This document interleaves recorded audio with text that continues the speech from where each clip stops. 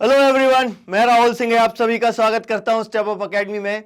और आज के इस वीडियो में हम पढ़ने वाले हैं क्लास 9 सिविक्स का सेकंड चैप्टर कॉन्स्टिट्यूशनल डिजाइन। बहुत ही बढ़िया चैप्टर है हमारे जनरल नॉलेज के लिए भी, एग्जाम के पर्पज से तो डेफिनेटली बहुत इंपॉर्टेंट है, लेकिन उससे ज़्यादा इंपॉर्टेंट है ये हमारे लिए, क्योंकि इससे हमें ये पता चलेगा कि हमारे देश का कॉन्स्टिट्यूशन कैसे बना, और जब ये कॉन्स्टिट्यूशन बनाया जा रहा था तो उस समय हमारे कॉन्स्टिट्यूशन मेकर्स को क्या प्रॉब्लम्स फेस करनी पड़ी और क्या एडवांटेजेस थे। और इस सब चीज़ को समझने के लिए हम स्टोरी लेंगे साउथ अफ्रीका की। ये हम इसलिए लेंगे ताकि हम ये समझ सकें कि क्या प्रोसेस होती है किसी भी कंट्री में कॉन्स्टिट्यूशन के बनने की। और साउथ अफ्रीका का एग्जाम्पल इसीलिए ले रहे हैं क्योंकि ये रीसेंट टाइम्स में बनी एक डेमोक्रेसी और बहुत अच्छा कॉन्स्टिट्यूशन साउथ अफ्रीका के लोगों ने बनाया है ना। इसीलिए हम साउथ अफ्रीका का एग्जाम्पल लेंगे और लास्ट में इस चैप्टर में हम ये देखेंगे कि कैसे कॉन्स्टिट्यूशन में ही डिफरेंट इंस्टीट्यूशंस के बारे में बताया गया है। कॉन्स्टिट्यूशन क्या होता है, इसके फंक्शंस क्या हैं, ये सारी चीज़ें हमें इस चैप्टर में समझ में आएंगी। तो इसका ये वन शॉट वीडियो है, बहुत जल्दी बहुत तेजी में, लेकिन सारे पोर्शन कवर करेंगे, कुछ भी नहीं छूटेगा। साथ में ये भी देखेंगे कि क्वेश्चंस कैसे फ्रेम हो सकते हैं। इस चैप्टर की शुरुआत करेंगे हम नेल्सन मंडेला के एक स्टेटमेंट से, है ना। बहुत अच्छा स्टेटमेंट जो उन्होंने यहां दिया हुआ है, ध्यान से समझें इसको। I have fought against white domination and I have fought against black domination. मतलब किसी भी कम्युनिटी के डोमिनेशन के लिए नहीं लड़ रहे हैं, डोमिनेशन के अगेंस्ट लड़ रहे हैं, यानी इक्वालिटी के लिए लड़ रहे हैं। ठीक है। आई have cherish the ideal of a democratic and free society. ये फ्रीडम जो है ना, ये सबसे इंपॉर्टेंट चीज है। सो क्या कह रहे हैं वो, I have cherish the ideal of a democratic and free society in which all persons live together in harmony and with equal opportunities. ठीक है। It is an ideal which I hope to live for and to achieve, but if needs be it is an ideal for which I am prepared to die। Nelson Mandela के बारे में आपने नाम तो सुना होगा और बहुत सारे लोगों ने यह भी सुना होगा कि इनको नोबेल पीस प्राइज मिला था। ठीक है, लेकिन यह सब क्यों मिला, उसकी स्टोरी हमको यहां जानने मिलती है।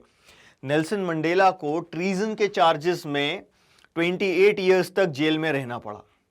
नेल्सन मंडेला को ट्रीजन के चार्जेस में। अब ट्रीजन क्यों भाई, इन्होंने वाइट गवर्नमेंट जो साउथ अफ्रीका पर रूल करती थी, उन्होंने जो अपार्थाइड सिस्टम बनाया था उसके अगेंस्ट इन्होंने लड़ाई लड़ी and he was sentenced to imprisonment in 1964 और अगले 28 इयर्स तक यानी कि 1992 तक he was in the most dreaded prison of South Africa, that was robin islands. सबसे खतरनाक, सबसे बुरी प्रिजन थी जिसमें इनको और इनके 7 अदर साथियों को रखा गया, है ना, 7 अदर लीडर्स। ठीक है। अब ऐसा क्या किया था इन्होंने अपार्थाइड सिस्टम के अगेंस्ट लड़ाई लड़ी थी, है ना। अपार्थाइड क्या था, एक ऐसा सिस्टम था, रेशियल सिस्टम था जो डिस्क्रिमिनेट कर रहा था कलर के बेसिस पर, है ना। तो ये सिर्फ साउथ अफ्रीका में ही होता था। साउथ अफ्रीका में इसे हम अपार्थाइड कह रहे हैं। अपार्थाइड का बेसिक मीनिंग होता है लीगल रेशियल डिस्क्रिमिनेशन। ठीक है। अपार्थाइड का मीनिंग क्या है, लीगल, मतलब लॉ बनाकर गवर्नमेंट ही डिस्क्रिमिनेट करती है, इक्वालिटी की बात यहां पर नहीं हो रही है। तो जो यूरोपियंस थे, वाइट यूरोपियंस, जिन्होंने साउथ अफ्रीका पर रूल एस्टैब्लिश कर लिया था 17th एंड 18th सेंचुरी में, बिल्कुल उसी तरीके से जैसे उन्होंने इंडिया में किया, है ना। किस चीज के बेसिस पर, आर्म्स के बेसिस पर एंड फोर्स के बेसिस पर। ठीक है, आर्म्स एंड फोर्सेस के बेसिस पर। इस बेसिस पर उन्होंने इंडिया पर भी रूल एस्टैब्लिश किया था और इसी चीज के दम पर उन्होंने साउथ अफ्रीका में भी अपना रूल एस्टैब्लिश किया। लेकिन साउथ अफ्रीका में और इंडिया में इनका जो रूल था, इसमें एक डिफरेंस है। ध्यान से सुनिएगा भाई, यहां से क्वेश्चन बनता है कि साउथ अफ्रीका और इंडिया में जो रूल था वाइट यूरोपियंस का, उसमें क्या अंतर था।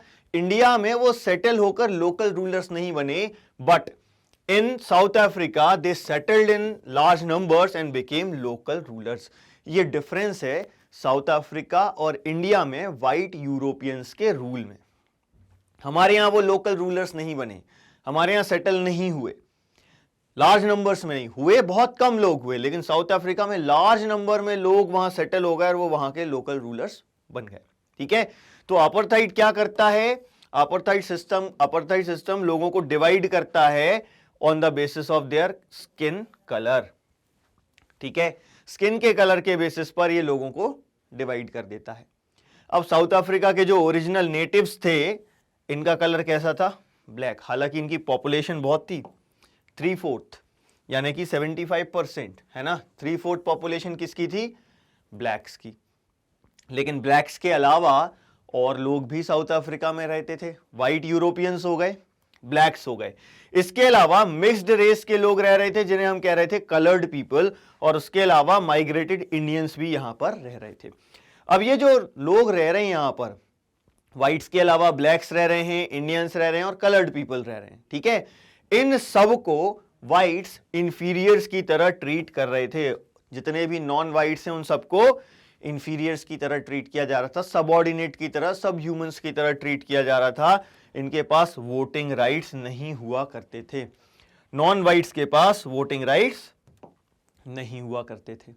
ठीक है, इसके अलावा और क्या क्या चेंजेस थे और क्या क्या प्रॉब्लम्स थी इसमें, देखते हैं भाई इस अपार्थाइड सिस्टम में और किस तरीके से ऑप्रेस किया जा रहा है ब्लैक्स को, इंडियंस को और कलर्ड लोगों को। ठीक है, तीनों की बात कर रहे हैं। सबसे पहला देखते हैं, they were forbidden from living in white areas, white areas में रह नहीं सकते थे। दूसरा, could not work in white areas, white areas में काम भी नहीं कर सकते थे। कर सकते थे कब? जब उनके पास परमिट हो। यदि परमिट नहीं है तो वाइट एरियाज में ये काम भी नहीं कर सकते।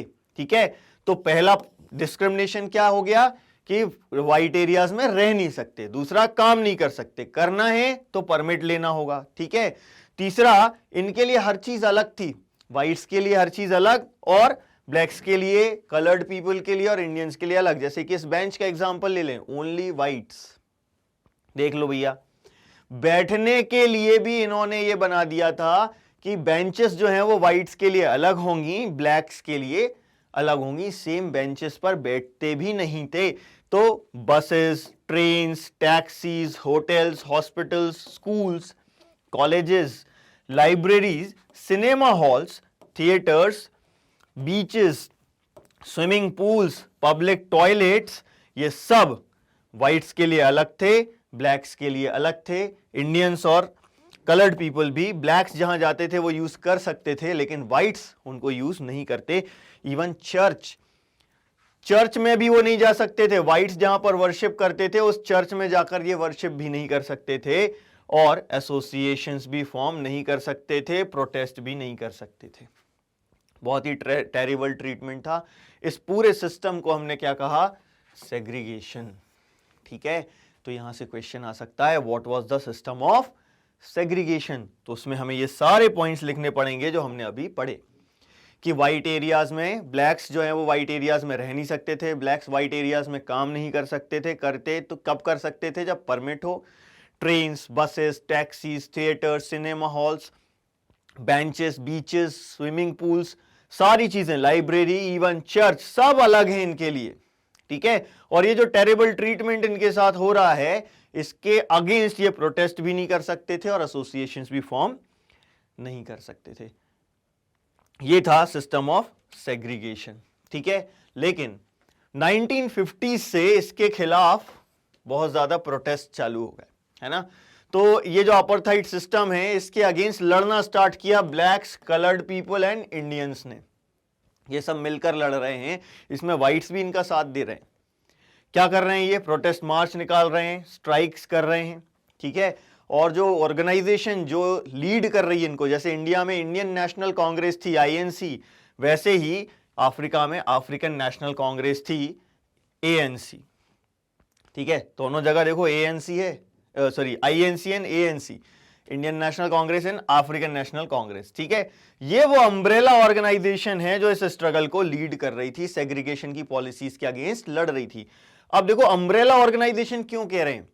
क्योंकि इस एक ऑर्गेनाइजेशन में और भी अदर ऑर्गेनाइजेशन है जो इसके साथ काम कर रही हैं, जैसे कि communist parties and trade unions. ठीक है, इसके अलावा वाइट्स भी हैं, ऐसे वाइट्स भी थे ना जिनको सिंपैथी थी, है ना, तो बहुत से जो सेंसिटिव वाइट्स थे वो भी एएनसी के इस मूवमेंट को ज्वाइन कर रहे हैं और अपार्थाइड सिस्टम के अगेंस्ट लड़ रहे हैं और बहुत इंपॉर्टेंट रोल प्ले कर रहे हैं। वर्कर्स यूनियंस हैं, कम्युनिस्ट पार्टी है, ये सब मिलकर एएनसी के साथ मिलकर लड़ रहे थे अपार्थाइड सिस्टम के अगेंस्ट। ठीक, अब ऐसा तो नहीं है कि भाई अदर कंट्रीज नहीं देख रही, अदर कंट्रीज भी देख रही। हमने 1950s की बात की, 1947 में इंडिया आज़ाद हो गया था और इसके बाद और भी कई सारी कंट्रीज आज़ाद हो गई। अफ्रीका में फाइनली, साउथ अफ्रीका में फाइनली जो डेमोक्रेसी स्टैब्लिश हुई वो 1994 में हुई। इसके बीच में अपन देख रहे हैं इंडिया भी एक डेमोक्रेसी बन चुका है, इंडिया जैसी कई और कंट्रीज हैं जो डेमोक्रेसी बन चुकी हैं, और ये सारी जो कंट्रीज हैं, ये अनजस्ट ट्रीटमेंट जो हो रहा है, रेसिस्ट रिजाइम जो यहां चलाई जा रही है अफ्रीका में, इसको क्रिटिसाइज कर रहे हैं, डिनाउंस कर रहे हैं, बुराई कर रहे हैं इसकी। ठीक है, लेकिन इसके बाद भी ये जो व्हाइट गवर्नमेंट है इस पर कोई फर्क नहीं पड़ रहा। व्हाइट गवर्नमेंट कंटिन्यू रूल करती चली जा रही है by detaining, torturing and killing thousands of black people and coloured people, thousands of black and coloured, हजारों की तादाद में इनको डिटेन कर रहे हैं, यानी कि जेल में डाल दिया, टॉर्चर किया जा रहा है, मार डाला जा रहा है। व्हाइट गवर्नमेंट पर इसका कोई असर नहीं हो रहा था। लेकिन ऐसा नहीं है कि कभी नहीं होगा, स्ट्रगल जो होता है ना, स्ट्रगल का रिजल्ट तो मिलता है। आप यदि परेशानी झेल रहे हैं तो उसका रिजल्ट आपको डेफिनेटली मिलेगा। तो यहां पर ये जो 1950s से जो स्ट्रगल स्टार्ट हुआ था, इसका रिजल्ट भी मिला। ब्लैक गवर्नमेंट, व्हाइट गवर्नमेंट को ये समझ में आ गया कि ज्यादा लंबे समय तक वो लोगों को सप्रेस करके रूल नहीं कर सकते। ठीक है, तो क्या रियलाइज हो गया, that they could no longer keep the blacks under their rule through repression. ये चीज इनको समझ में आ गई।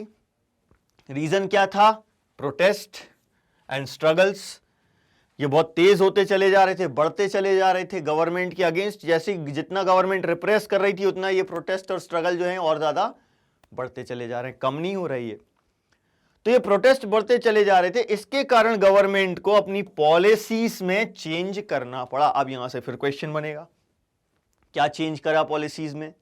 तो देखिए भाई क्या चेंज किया, जो भी डिस्क्रिमिनेटरी लॉज थे वो सारे लॉज रिप्लेस कर दिए गए। जैसे कि अभी हमने कुछ एक इमेज देखी थी यहां पर, जिसमें हमने देखा था कि बीच पर भी एक साइन बोर्ड लगा हुआ था और इसमें भी बोल दिया कि ये बीच जो है ये वाइट्स के लिए फिक्स है, उनके लिए रिजर्व्ड है, यहां ब्लैक्स, कलर्ड पीपल, इंडियंस नहीं आ सकते, है ना। यहां पर हमने एक और एग्जांपल देखा था कि एक यहां पर एक हम देख रहे हैं कि natives, Indians and coloured, if you enter these premises at night you will be listed as missing. Armed guards shoot on sight. Savage dogs devour the corpses. You have been warned. इस तरीके से legal discrimination हो रहा था, क्योंकि सरकार खुद ऐसे नियम बना रही थी। तो ये जो पॉलिसीज थी गवर्नमेंट की, ये पॉलिसीज जो है ये चेंज करनी पड़ी इनको। जितने भी डिस्क्रिमिनेटरी लॉज थे वो हटा दिए गए, रिपील कर दिए गए। ठीक है, सारे डिस्क्रिमिनेटरी लॉज जो है वो रिपील कर दिए गए। एक चेंज ये आया। दूसरा चेंज क्या, पॉलिटिकल पार्टीज पर भी बैन था, ये हटा दिया गया, और रिस्ट्रिक्शंस ऑन द मीडिया ये भी हटा दिए गए। अपन चाहें तो इन दोनों को अलग पॉइंट्स बना सकते हैं। ठीक है, कि पॉलिटिकल पार्टीज से बैन हटा दिए गए और मीडिया के ऊपर जो रिस्ट्रिक्शंस थे वो रिस्ट्रिक्शंस भी हटा दिए गए। तो 3 मार्क का क्वेश्चन बन सकता है यहां से। ठीक है, इसके अलावा हम ये देखते हैं कि भाई 28 इयर्स हो चुके थे और नेल्सन मंडेला जो थे, he walked out of jail as a free man. अब ये लोग बैठे सब साथ में और फाइनली 26 अप्रैल 1994, ये डेट याद रखना है, इंपॉर्टेंट है। This was the date on which the new flag of republic of South Africa was unfurled, मतलब कि लहराया तिरंगा उनका, है ना, सॉरी फ्लैग। ठीक है, ये फ्लैग जो है ये किस चीज का सिंबल था, new born democracy in the world. ठीक है, कि एक नई डेमोक्रेसी बॉर्न हुई है, अपार्थाइड सिस्टम खत्म हो गया है, apartheid government came to an end और उसकी जगह किस चीज का फॉर्मेशन हो गया, एक multi racial government. Multi racial government में भी बहुत सारी चीजें थी, अभी हम इस पर चर्चा करेंगे, लेकिन क्वेश्चन ये आता है कि ये चेंजेस आए कैसे।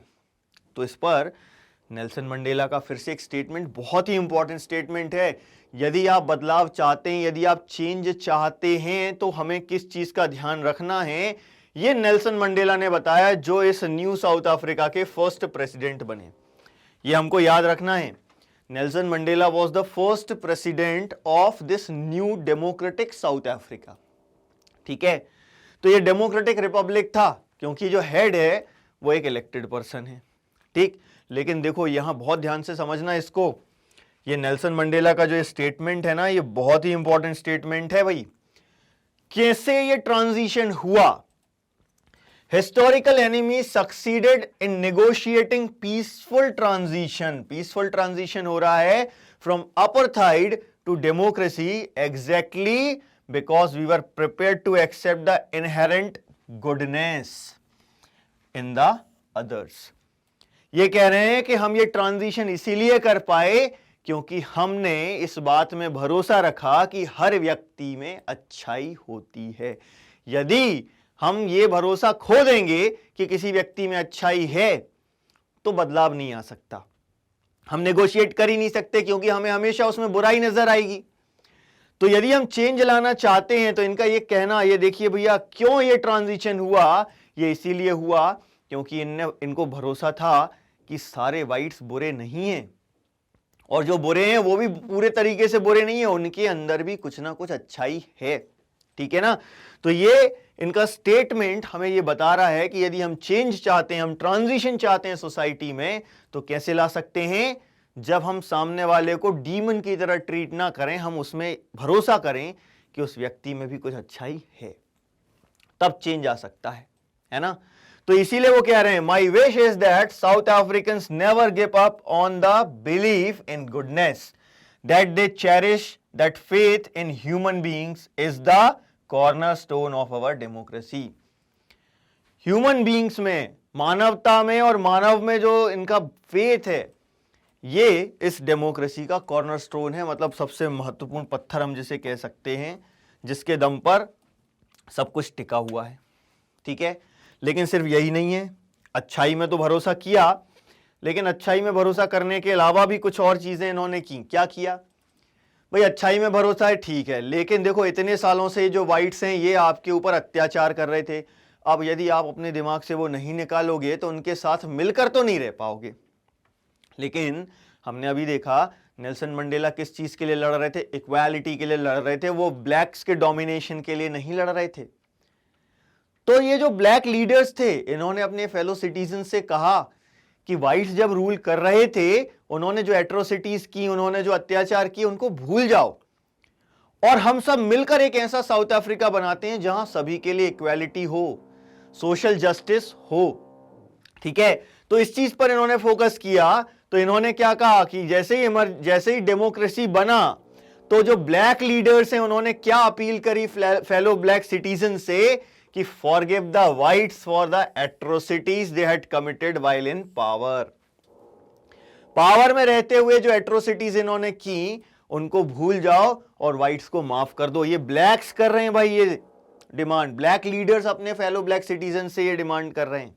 ठीक है, और क्या कह रहे हैं, let us build a new south Africa, हम सब मिलकर एक नया साउथ अफ्रीका बनाते हैं जो किस चीज पर बेस्ड हो, equality of all race and man and women. सिर्फ रेस की नहीं, मैन और विमेन के बीच में भी इक्वालिटी हो और सारे रेसेस के बीच में इक्वालिटी हो। ऑन डेमोक्रेटिक वैल्यूज, एक ऐसा नया साउथ अफ्रीका बनाए जहां पर डेमोक्रेटिक वैल्यूज फॉलो की जा रही हो। सोशल जस्टिस हो, सोसाइटी में जस्टिस हो, ऐसा नहीं है कि जस्टिस ना हो।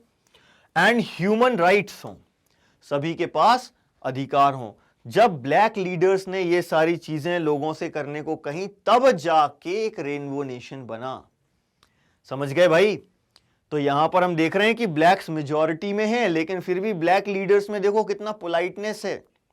वो फेलो ब्लैक सिटीजन्स को क्या कह रहे हैं, जो बुरा हुआ उसको भूल जाओ, उसको याद रखोगे तो मिलकर कभी नहीं रह पाएंगे। ये चीजें याद रखने लायक हैं बेटा, ध्यान रखें सभी लोग।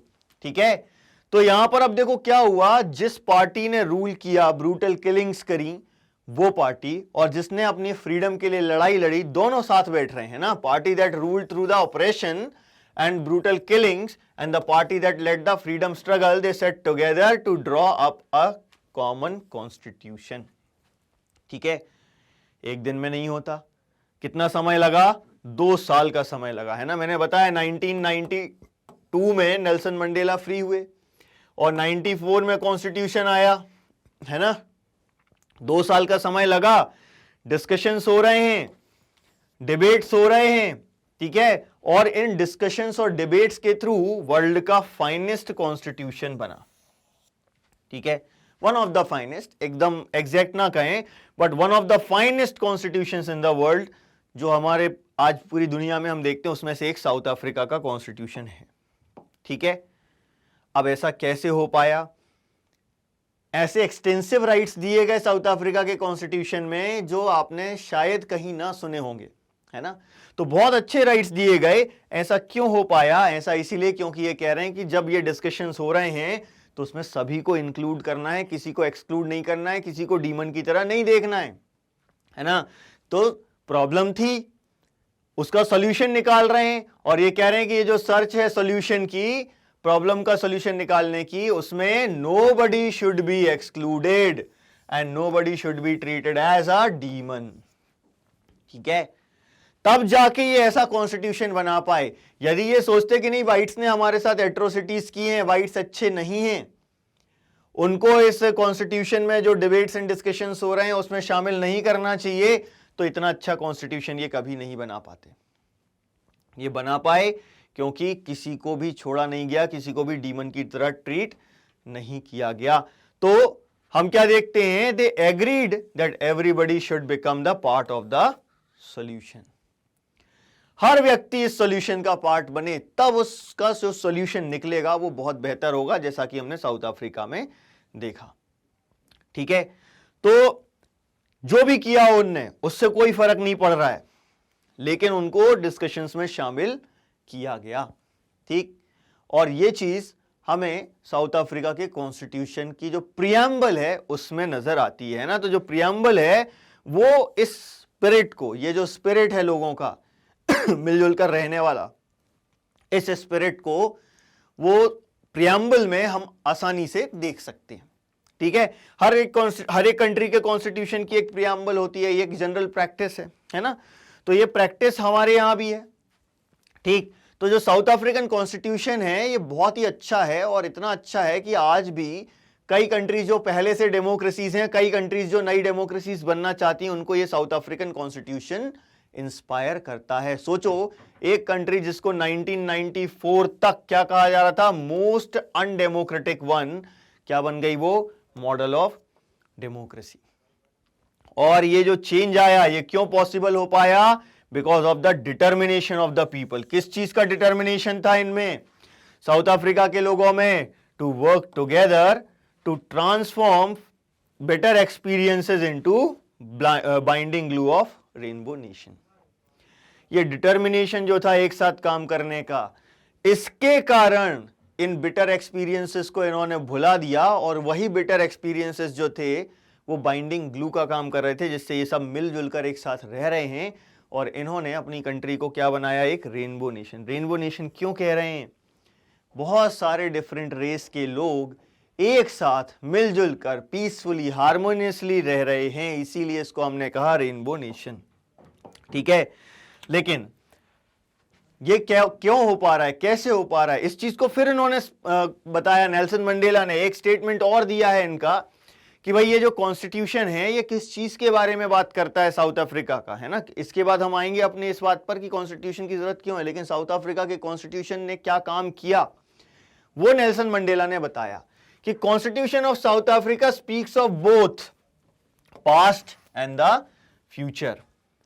एक साइड ये कह रहे हैं, on the one hand it is a solemn pact in which we as South African declare one another that we shall never permit a repetition of our racist, brutal and repressive past. ये past की भी बात कर रहा है constitution, और future की भी बात कर रहा है। पास्ट के बारे में क्या कह रहे हैं कि हम एक दूसरे से ये प्रॉमिस कर रहे हैं, सारे साउथ अफ्रीकन एक दूसरे से ये प्रॉमिस कर रहे हैं कि हमारा जो रेसिस्ट, ब्रूटल और रिप्रेसिव पास्ट है उसको रिपीट नहीं होने देंगे। ठीक है, लेकिन ये इससे ज्यादा है। ये क्या कह रहा है कि transformation of our country into one which is truly shared by all of its people, a country which is in fullest sense belong to all of us। ठीक है, सभी की है जो कंट्री, ये भी कॉन्स्टिट्यूशन बताता है, चाहे वो ब्लैक्स हो, व्हाइट्स हो, मैन हो, विमेन हो, सभी की है ये कंट्री। ये कॉन्स्टिट्यूशन से पता चलता है। तो कॉन्स्टिट्यूशन की इंपॉर्टेंस यहां पर इन्होंने बताई। बिना कॉन्स्टिट्यूशन के इस तरीके की कंट्री फॉर्म करना, रेनबो नेशन फॉर्म करना पॉसिबल नहीं था। ठीक है, तो भाई एक समझ में आ रहा है हल्का हल्का कि कॉन्स्टिट्यूशन की जरूरत क्यों होती है, लेकिन इसको हमें एग्जैक्टली डिफाइन करना पड़ेगा कि कॉन्स्टिट्यूशन की जरूरत क्यों है। तो साउथ अफ्रीका का जो एग्जाम्पल है, ये बहुत अच्छा एग्जाम्पल है ये समझाने का कि हमें कॉन्स्टिट्यूशन की जरूरत क्यों है और ये कॉन्स्टिट्यूशन क्या करता है। ठीक, तो शुरुआत करते हैं। साउथ अफ्रीका में हमने देखा कि ऑपरेसर और ऑपरेस्ड, ऑपरेसर कौन, व्हाइट यूरोपियंस, और ऑपरेस्ड कौन, ब्लैक्स, ये साथ में मिलकर रहने का सोच रहे थे, है ना। ऑपरेसर एंड ऑपरेस्ड, ये जो न्यू डेमोक्रेसी प्लान कर रहे हैं, इसमें क्या चाहते हैं, ये लिव टुगेदर एज इक्वल्स, साथ में रहना चाहते हैं एज इक्वल्स। लेकिन आसान नहीं है। सोच तो रहे हैं कि साथ में मिलकर रहे हैं एज इक्वल्स, लेकिन आसान नहीं है एक दूसरे पर ट्रस्ट करना। कॉन्स्टिट्यूशन जो है वो एक बहुत अच्छा फीचर प्रोवाइड करता है, क्या है वो, ट्रस्ट क्रिएट करना। ठीक है, लेकिन अभी हम इस पे और डिटेल में समझेंगे जरा, है ना। एक दूसरे पर ट्रस्ट करना आसान नहीं है। क्यों नहीं था, क्वेश्चन बनेगा कि एक दूसरे पर ट्रस्ट क्यों नहीं कर सकते, because they had their fears, एक दूसरे से डर रहे थे। क्या डर थे, अब यहां पर देखो ब्लैक्स के क्या फियर्स थे और व्हाइट्स के क्या फियर्स थे, अब उस पर हम चर्चा करते हैं। ठीक है, क्या चाहते हैं वो, अपने अपने इंटरेस्ट को बचाना चाहते हैं। पहले ब्लैक्स की बात करते हैं। ब्लैक्स क्या चाहते हैं कि भैया डेमोक्रेटिक प्रिंसिपल जो है कि मेजॉरिटी रूल करती है, ये मेजॉरिटी रूल का डेमोक्रेटिक प्रिंसिपल कॉम्प्रोमाइज नहीं होना चाहिए। ठीक है, ये ब्लैक्स की क्यों 75% है। यदि ये मेजॉरिटी रूल का कॉन्सेप्ट नहीं अपनाएंगे तो ब्लैक्स तो रूल कर ही नहीं पाएंगे, है ना। तो वो क्या चाहते हैं, to ensure democratic principle of majority rule, ये एंश्योर करना चाहते हैं। ये चाहते हैं कि ये मेजॉरिटी रूल का प्रिंसिपल है, ये कॉम्प्रोमाइज ना हो किसी भी कीमत पर। ठीक, दूसरी चीज क्या, ये ब्लैक्स के ऊपर इतने सालों से रूल कर रहे थे व्हाइट्स, तो ये गरीब हो चुके हैं, इनकी इकोनॉमिक हालत बहुत खराब है, सोशल कंडीशन भी खराब है। अभी हमने देखा व्हाइट एरियाज में रह नहीं सकते थे, काम नहीं कर सकते थे। तो क्या चाहते थे, substantial social and economic rights. ठीक, but what about whites, whites के क्या डर हैं, व्हाइट्स चाहते हैं कि उनकी प्रॉपर्टी और प्रिविलेजेस उनसे ना छीने जाएं, है ना। तो the white minority was keen to protect its privileges and property. 3 mark का क्वेश्चन बन गया। What were the fears of blacks and whites in South Africa. तो ब्लैक्स के क्या है भाई, ब्लैक्स ये कह रहे हैं कि democratic principle of majority rule compromise नहीं होना चाहिए और ब्लैक्स को कुछ substantial social and economic rights मिलने चाहिए। और व्हाइट्स क्या कह रहे हैं, माइनॉरिटी के जो प्रिविलेजेस हैं, व्हाइट माइनॉरिटी के प्रिविलेजेस और प्रॉपर्टी वो उनसे छीने नहीं जाने चाहिए। ठीक है, अब देखें क्या हुआ भाई, नेगोशिएशन हो पाया कि नहीं। तो देखो नेगोशिएशन हो पाया, दोनों पार्टीज जो हैं वो कॉम्प्रोमाइज के लिए एग्री हो गई। क्या कॉम्प्रोमाइज हुआ, व्हाइट्स ने क्या कॉम्प्रोमाइज किया, व्हाइट कह रहे हैं कि भैया डेमोक्रेटिक प्रिंसिपल है जो मेजॉरिटी रूल का वो रहेगा, है ना। 1 पर्सन 1 वोट 1 वैल्यू का कॉन्सेप्ट फॉलो होगा, मेजॉरिटी रूल का कॉन्सेप्ट कॉम्प्रोमाइज नहीं किया जाएगा, ये मान गए। दूसरी चीज भी मान गए कि कुछ बेसिक राइट्स मिलेंगे पुअर्स और वर्कर्स को, इस चीज के लिए भी ये एग्री हो गए। ठीक, इसके बदले में ब्लैक्स किस चीज के लिए एग्री हो गए कि ये जो मेजॉरिटी रूल है ये एब्सोल्यूट नहीं होगा, इसमें व्हाइट्स के लिए कुछ ना कुछ रहेगा, माइनॉरिटीज का भी ध्यान रखा जाएगा। और साथ में ये इस चीज के लिए भी एग्री हो गए कि व्हाइट्स से उनकी प्रॉपर्टी नहीं छीनी जाएगी, है ना, उनकी प्रॉपर्टी उनके पास ही रहेगी, प्रॉपर्टी नहीं छीनी जाएगी। लेकिन प्रिविलेजेस खत्म, है ना, प्रिविलेजेस नहीं छोड़ेंगे ये। ठीक है, प्रिविलेजेस मतलब प्रिविलेजेस यदि रहेंगे तो फिर इक्वालिटी का सवाल ही नहीं रहता। चूंकि इक्वालिटी की बात हो रही तो प्रिविलेजेस तो खत्म करेंगे, लेकिन प्रॉपर्टी नहीं छीनी जाएगी, ये चीज इन्होंने इंश्योर कर दी। ठीक है, तो ये कॉम्प्रोमाइज तो हो गया, लेकिन इतना आसान नहीं है। कॉम्प्रोमाइज कर लिया, लेकिन भरोसा कैसे करें कि सब जो है ये कॉम्प्रोमाइज को मानेंगे, फॉलो करेंगे, है ना। तो ये कॉम्प्रोमाइज इजी नहीं था, और है कॉम्प्रोमाइज हो रहा है तो ये इंप्लीमेंट कैसे होगा, इस पर क्वेश्चन है। इंप्लीमेंटेशन कैसे होगा, और सबसे बड़ी चीज क्या है कि भाई ट्रस्ट कैसे करें कि फ्यूचर में ये जो एग्रीमेंट हुआ है, ये जो कॉम्प्रोमाइज हो रहा है, इसको ब्रेक नहीं करेंगे, इसकी क्या गारंटी है ना। ये समस्या है। तो ऐसी समस्याओं का समाधान क्या होता है, जो हम बात कर रहे हैं उसको लिख लो। हम बोलते हैं ना भाई पेपर पे लिख लिया है और साइन कर लिए हैं, मतलब वो गारंटी हो गया कि क्या बात हुई है, सबने पढ़ के लिख लिया, देख लिया है ना। तो यहां पर भी इन्होंने यही किया। यहां पर भी क्या है, ये जो ट्रस्ट मेंटेन करने का या ट्रस्ट बिल्ड करने का जो सबसे आसान तरीका होता है वो क्या है, write down some rules of the game, है ना। तो साउथ अफ्रीकन ने भी यही किया। लेकिन इन रूल्स में क्या क्या होना चाहिए, है ना, क्या होगा इन रूल्स में, ये होगा कि रूलर्स कैसे इलेक्ट होंगे, इन रूल्स में ये होगा कि रूलर्स के पास पावर क्या होगी, वो क्या कर सकते हैं क्या नहीं कर सकते हैं, और इन रूल्स में ये होगा कि सिटीजन्स के पास क्या राइट्स हैं। तो ये यही कह रहे हैं कि रूल्स लिख लो जो सभी फॉलो करें, है ना, ऐसे रूल्स लिख लो जो हर कोई फॉलो करे। अब ये रूल्स किस चीज के अकॉर्डिंग, किस चीज के लिए होंगे, these rules lay down how the rulers are to be chosen in future. Rulers कैसे चूज किए जाएंगे फ्यूचर में, ये पहली चीज होगी इन रूल्स में। ठीक है, अब जिनको चूज किया गया है कि जो गवर्नमेंट फॉर्म करने के लिए, कि इलेक्टेड गवर्नमेंट क्या कर सकती हैं और क्या नहीं कर सकती हैं, ये भी इन रूल्स में होगा। ठीक है, और तीसरा यही रूल्स ये बताएंगे कि सिटीजन्स के राइट्स क्या हैं। ठीक है, यही रूल्स क्या बताएंगे कि सिटीजन्स के राइट्स क्या है। ये तीन चीजों के लिए मेनली ये रूल्स फॉलो किए जाने हैं, फॉर्म किए जाने हैं। ठीक है, ये चीज पर ये लोग एग्री हुए, है ना। अब ये रूल्स इफेक्टिव कब होंगे, जब कोई उनको आसानी से चेंज ना कर सके। ठीक है, कौन, फॉर एग्जाम्पल व्हाइट्स जो हैं वो हार गए, ब्लैक्स जो हैं जीत गए क्योंकि मेजॉरिटी में थे, लेकिन मेजॉरिटी में आने के बाद उन्होंने चेंज कर दिया। माने कि खासतौर से हम बात कर रहे हैं विनर की। ये रूल्स तभी इफेक्टिव होंगे, तभी ये सही तरीके से काम करेंगे जब जो विनर है वो इसको आसानी से चेंज ना कर सके। और यही साउथ अफ्रीकन ने किया, कुछ बेसिक रूल्स बनाए। ठीक है, और ये डिसाइड किया कि ये जो रूल्स हैं ये सुप्रीम होंगे। ठीक है, गवर्नमेंट भी इसको इग्नोर नहीं कर सकेगी और कोई इनको आसानी से चेंज भी नहीं कर सकेगा। ऐसे ही जो बेसिक रूल्स का सेट है जो सबसे ज्यादा सुप्रीम होता है ना, इसी को हम क्या कहते हैं, कॉन्स्टिट्यूशन।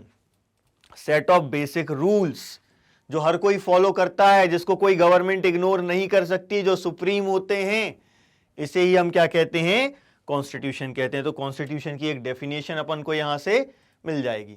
ठीक है, तो ये कॉन्स्टिट्यूशन मेकिंग जो है ये कोई साउथ अफ्रीका के लिए यूनिक नहीं है, हर जगह ऐसा होता है। क्यों होता है, क्योंकि हर जगह डाइवर्स लोग होते हैं। हो सकता है साउथ अफ्रीका में जिस तरीके से लोग, जितने ज्यादा कॉन्फ्लिक्ट थे, है ना, जैसे हम देख रहे हैं ना, रिलेशनशिप जो था यहाँ पर बहुत ज्यादा टेंस्ड था साउथ अफ्रीका में व्हाइट्स और ब्लैक्स के बीच में। हो सकता है कि वर्ल्ड में अदर जगहों पर ऐसा ना हो, इतना टेंस्ड ना हो माहौल, लेकिन डिफरेंसेस ऑफ ओपिनियन तो होता ही है। डिफरेंसेस ऑफ ओपिनियन भी होता है, डिफरेंसेस ऑफ इंटरेस्ट भी होता है, ये चीज तो हर जगह होगी ही। ठीक है, तो डेमोक्रेसी हो या ना हो, हर जगह को रन करने के लिए, गवर्न करने के लिए कुछ बेसिक रूल्स की रिक्वायरमेंट होती है। और ये हम सिर्फ कंट्री की या गवर्नमेंट की बात नहीं कर रहे, किसी भी इंस्टीट्यूशन की बात करें आप, कोई भी एसोसिएशन हो, क्लब हो, पॉलिटिकल पार्टी हो, हर किसी को कॉन्स्टिट्यूशन चाहिए। कॉन्स्टिट्यूशन मतलब क्या, सेट ऑफ बेसिक रूल्स। तो बेसिक एक डेफिनेशन समझ में आ गई कि set of basic rules which are supreme, which are followed by everyone, which cannot be changed by any winner easily, है ना। ये सारी अपन को डेफिनेशन में चीजें मिल जाएंगी। ठीक है, तो एक कॉन्स्टिट्यूशन की हमने डेफिनेशन बना ली कि कॉन्स्टिट्यूशन क्या है, constitution of a country is a set of written rules that are accepted by all people living together in the country। ठीक है, कॉन्स्टिट्यूशन क्या होता है? सेट ऑफ रिटन रूल्स, लिखित में है ये, है ना, set of written rules that are accepted by all the people living together in a country. ठीक है, और क्या होता है इसमें? ये सुप्रीम लॉ होता है। तो constitution is the supreme law that that determines the relationship. Determines मतलब ये बता रहा है रिलेशनशिप किसके बीच में? People and the government and between the people, दोनों के बीच में, लोगों के बीच में रिलेशन क्या होगा और लोगों के और गवर्नमेंट के बीच में रिलेशन क्या होगा, दोनों चीजों का पता चलता है हमें कॉन्स्टिट्यूशन से। ठीक है, तो ये किसके इसके बीच में रिलेशन बता रहा है? People living in a territory, जिन्हें हम सिटीजन्स कहते हैं, and also relationship between the people and the government. ठीक है, दोनों चीजें हमें कॉन्स्टिट्यूशन से पता चलती हैं। तो ये इतनी पूरी डेफिनेशन, यदि आपको पूछ लिया जाए व्हाट इज कॉन्स्टिट्यूशन, तो उसमें अपन को ये सब लिखना है। और चाहे तो हम वो बेसिक वाली एक डेफिनेशन जो है कि it is a set of basic written rules which are supreme, हालांकि वो इसी में कवर हो जाता है सब, बट चाहे तो ये याद ना आ रहा हो आपको तो आप वो भी लिख सकते हैं, वो भी डेफिनेशन सही है, कोई गलत नहीं है उसमें। ठीक है, तो constitution of a country is a set of written rules that are accepted by all the people living together in a country। Constitution is a supreme law that determines the relationship between the people and between the people and the government। ये सब अपन यहां पर definition में लिखते हैं। ठीक, अब देखो भैया, कॉन्स्टिट्यूशन तो हमने देख लिया कि क्या होता है, लेकिन इसके फंक्शंस क्या हैं। तो अब अपन को क्या देखना है? फंक्शंस, यानी कि कॉन्स्टिट्यूशन क्या क्या करता है। बहुत सी चीजें करता है कॉन्स्टिट्यूशन, तो क्या करता है? फंक्शंस देखते हैं। 4 फंक्शंस हैं। सबसे पहला फंक्शन क्या देखते हैं भाई? हमने सबसे पहले पढ़ा था कि ट्रस्ट करना मुश्किल है, तो सबसे पहली चीज ये क्या करता है? Generates a degree of trust. बिना ट्रस्ट के ना कोऑर्डिनेशन नहीं हो सकता। ठीक है, तो पहला फीचर, पहला फंक्शन, कुछ भी कह सकते हो आप, कॉन्स्टिट्यूशन का क्या है? It generates a degree of trust and coordination that is necessary for different kind of people to live together. हर एक कंट्री में हम जानते हैं डिफरेंट डिफरेंट टाइप के लोग रहते हैं। अभी हमने ये चीज डिस्कस की थी, हो सकता है साउथ अफ्रीका जितने टेंस्ड एनवायरनमेंट ना हो, लेकिन डिफरेंट लोग होते हैं, डिफरेंट ओपिनियन होता है, डिफरेंट इंटरेस्ट होते हैं, तो ट्रस्ट करना बहुत मुश्किल होता है। तो जब कॉन्स्टिट्यूशन होता है तो उससे एक डिग्री ऑफ ट्रस्ट जनरेट होता है और कोऑर्डिनेशन आता है डिफरेंट लोगों के बीच में, जिससे वो एक साथ रह पाते हैं। ठीक, दूसरा क्या होता है इससे भाई? Specifies how government will be elected या कॉन्स्टिट्यूटेड। ठीक है, ये बताता है कॉन्स्टिट्यूशन कि इलेक्शंस कैसे होंगे, कैसे लोग इलेक्ट होंगे, कैसे गवर्नमेंट फॉर्म होगी। तो दूसरी चीज ये कॉन्स्टिट्यूशन से पता चलता है, specifies how the government will be constituted. और गवर्नमेंट कॉन्स्टिट्यूट हो गई, ठीक है, उसके बाद कौन क्या काम करेगा वो भी बताता है। तो who will have the power to take what decisions, ये भी हमें पता चलेगा कॉन्स्टिट्यूशन से ही। ठीक है भाई, तीसरा सिटीजन्स के राइट्स की बात हो गई, है ना।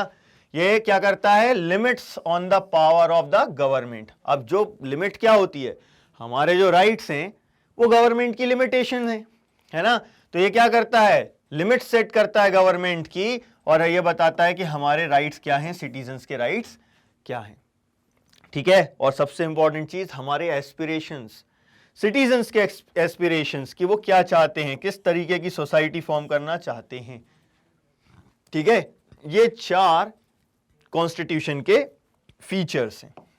इन्हीं को हम फंक्शंस भी कह सकते हैं, वर्क भी कह सकते हैं। कैसे भी पूछा जा सकता है कि देखो 5 मार्क का क्वेश्चन कैसे बनेगा, 5 मार्क का क्वेश्चन बनाना है तो इसको मर्ज कर देंगे, what is constitution, what are its functions, तो ये भाई 5 मार्क का क्वेश्चन बन जाएगा।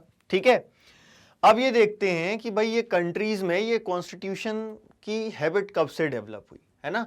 तो कॉन्स्टिट्यूशन जहां पर भी याद रखिएगा, जो भी कंट्री डेमोक्रेसी है उसका कॉन्स्टिट्यूशन होगा ही होगा। यदि डेमोक्रेसी है तो कॉन्स्टिट्यूशन होगा ही होगा, लेकिन कॉन्स्टिट्यूशन है तो डेमोक्रेसी हो ये जरूरी नहीं है। ठीक है, ऐसी कंट्रीज जिनका कॉन्स्टिट्यूशन है जरूरी नहीं है कि वो डेमोक्रेसी हो, लेकिन सारी कंट्रीज जो डेमोक्रेसी हैं उनका कॉन्स्टिट्यूशन जरूर होगा। ठीक है। अब कॉन्स्टिट्यूशन देने की हैबिट कब से डेवलप हुई, यहां पर हम एग्जांपल देखते हैं अमेरिका और फ्रांस का, कि अमेरिका ने जब ब्रिटेन के अगेंस्ट वॉर ऑफ इंडिपेंडेंस लड़ी, तो वॉर ऑफ इंडिपेंडेंस लड़ने के बाद इन्होंने अपने आप को एक कॉन्स्टिट्यूशन दिया 1787 में, ठीक है। और फ्रेंच रेवोल्यूशन के बाद फ्रांस ने भी एक कॉन्स्टिट्यूशन बनाया 1791 में। यहां से हम ये देखते हैं कि एक जनरल प्रैक्टिस चालू हो गई। यहां से हम देखते हैं कि सारी डेमोक्रेसीज जो हैं वो अपने आप के लिए एक रिटन कॉन्स्टिट्यूशन फ्रेम करती हैं। इसमें हालांकि एक एक्सेप्शन है, ब्रिटेन का रिटन कॉन्स्टिट्यूशन नहीं है हमारे जैसे, उसके डिफरेंट लॉ हैं, है ना, बट डेमोक्रेसी है। तो ऐसा नहीं है कि सब जगह अपन ऐसी ही बात करेंगे, but most of the countries में हमने क्या कहा कि यदि डेमोक्रेसी है तो कॉन्स्टिट्यूशन होगा ही होगा, एक बेसिक लॉ होगा ही होगा। चूंकि ब्रिटेन उसके बहुत पहले से ही एक डेमोक्रेटिक कंट्री की तरह वर्क कर रहा था, तो इनका एक बेसिक लॉ नहीं है, बहुत सारे अलग अलग लॉ हैं जिनके थ्रू वहां पर रूल करते हैं, ठीक। तो यहां पर हमको यह समझ में आ गया कि कैसे कंट्रीज ने अपने आप को कॉन्स्टिट्यूशन देना स्टार्ट किया, ठीक। तो अब हम बात करते हैं अपनी कंट्री की, कि इंडिया का कॉन्स्टिट्यूशन कैसे बना। बहुत ही डिफिकल्ट सर्कमस्टेंसेस में इंडिया का कॉन्स्टिट्यूशन बना, जैसे कि हमने अफ्रीका का देखा ना, डिफरेंट सर्कमस्टेंसेस थे, डिफिकल्ट सर्कमस्टेंसेस थे, वैसे ही डिफिकल्ट सर्कमस्टेंसेस इंडिया में भी थे, और यहां डाइवर्सिटी और ज्यादा है। हमारे यहां पर कंट्री में बहुत ज्यादा डाइवर्सिटी है, ठीक है। तो एक चीज हम यहां पर अब देखने वाले हैं कि जब कॉन्स्टिट्यूशन फ्रेम करना था हमारे यहां के लिए, तो क्या क्या प्रॉब्लम्स थी जो हमारे कॉन्स्टिट्यूशन मेकर्स फेस कर रहे थे। उसमें एक यह था कि इतनी ज्यादा जो डाइवर्सिटी है, इतनी ह्यूज डाइवर्सिटी के लिए एक ऐसा कॉन्स्टिट्यूशन बनाना जो सब लोग फॉलो करें आसान नहीं था। तो एक प्रॉब्लम ये हमने देखी कि फेस कर रहे थे डाइवर्सिटी वाली, ठीक है। दूसरी प्रॉब्लम क्या थी, पार्टीशन, ठीक। हमारे यहां पर कंट्री में जब आजादी मिली तो 1947 में पार्टीशन हो गया रिलीजियस बेसिस पर, ठीक है। और इसका जो ट्रॉमा था, ऐसा नहीं कि सिर्फ इंडियंस ने फेस किया, इंडिया और पाकिस्तान दोनों जगह के लोगों के ऊपर इसका एक बहुत बुरा असर हुआ। करीब 10 लाख से ज्यादा लोगों की डेथ हुई पाकिस्तान और इंडिया में मिलाकर, है ना, 10 लाख पीपल, बोथ साइड, दोनों साइड मिलाकर यदि हम बात करें 10 लाख लोगों की जान गई करीब। तो ऐसी कंट्री जो ऐसे वायलेंस से होकर गुजरी है रिलीजियस बेसिस पर, ऐसा कॉन्स्टिट्यूशन बनाना जो हिंदू भी फॉलो करें, मुस्लिम भी फॉलो करें, है ना, बहुत मुश्किल था। और एक और तीसरी प्रॉब्लम क्या थी कि ब्रिटिशर्स जब इंडिया छोड़कर जा रहे थे तो हमारे यहां बहुत सारी प्रिंसली स्टेट्स थी, ये हमें दिख रही हैं प्रिंसली स्टेट्स, है ना, ठीक है। अब ये जो प्रिंसली स्टेट्स हैं, ये जब उनको क्लियरली नजर आ रही हैं प्रिंसली स्टेट्स, ठीक है, ये जो प्रिंसली स्टेट्स हैं इनको इन्होंने इंडिपेंडेंट छोड़ दिया कि ये चाहे तो इंडिया में रहें, इंडिया में शामिल हो जाएं, चाहे तो पाकिस्तान में शामिल हो जाएं, और चाहे तो इंडिपेंडेंट कंट्रीज की तरह बनी रहें। बहुत बड़ी डिफिकल्टी थी ये, ठीक है। तो मान लो ये हैदराबाद यदि ये कहता कि पाकिस्तान के साथ जाना है तो यहां पाकिस्तान, यहां पाकिस्तान, यहां पाकिस्तान, 3 साइड से पाकिस्तान हो जाता। या ये कहते कि इंडिपेंडेंट रहना है तो 3 तरफ से इंडिया घेर के रखता, जैसे अभी हमने बांग्लादेश को 3 साइड से घेर रखा है, ठीक है।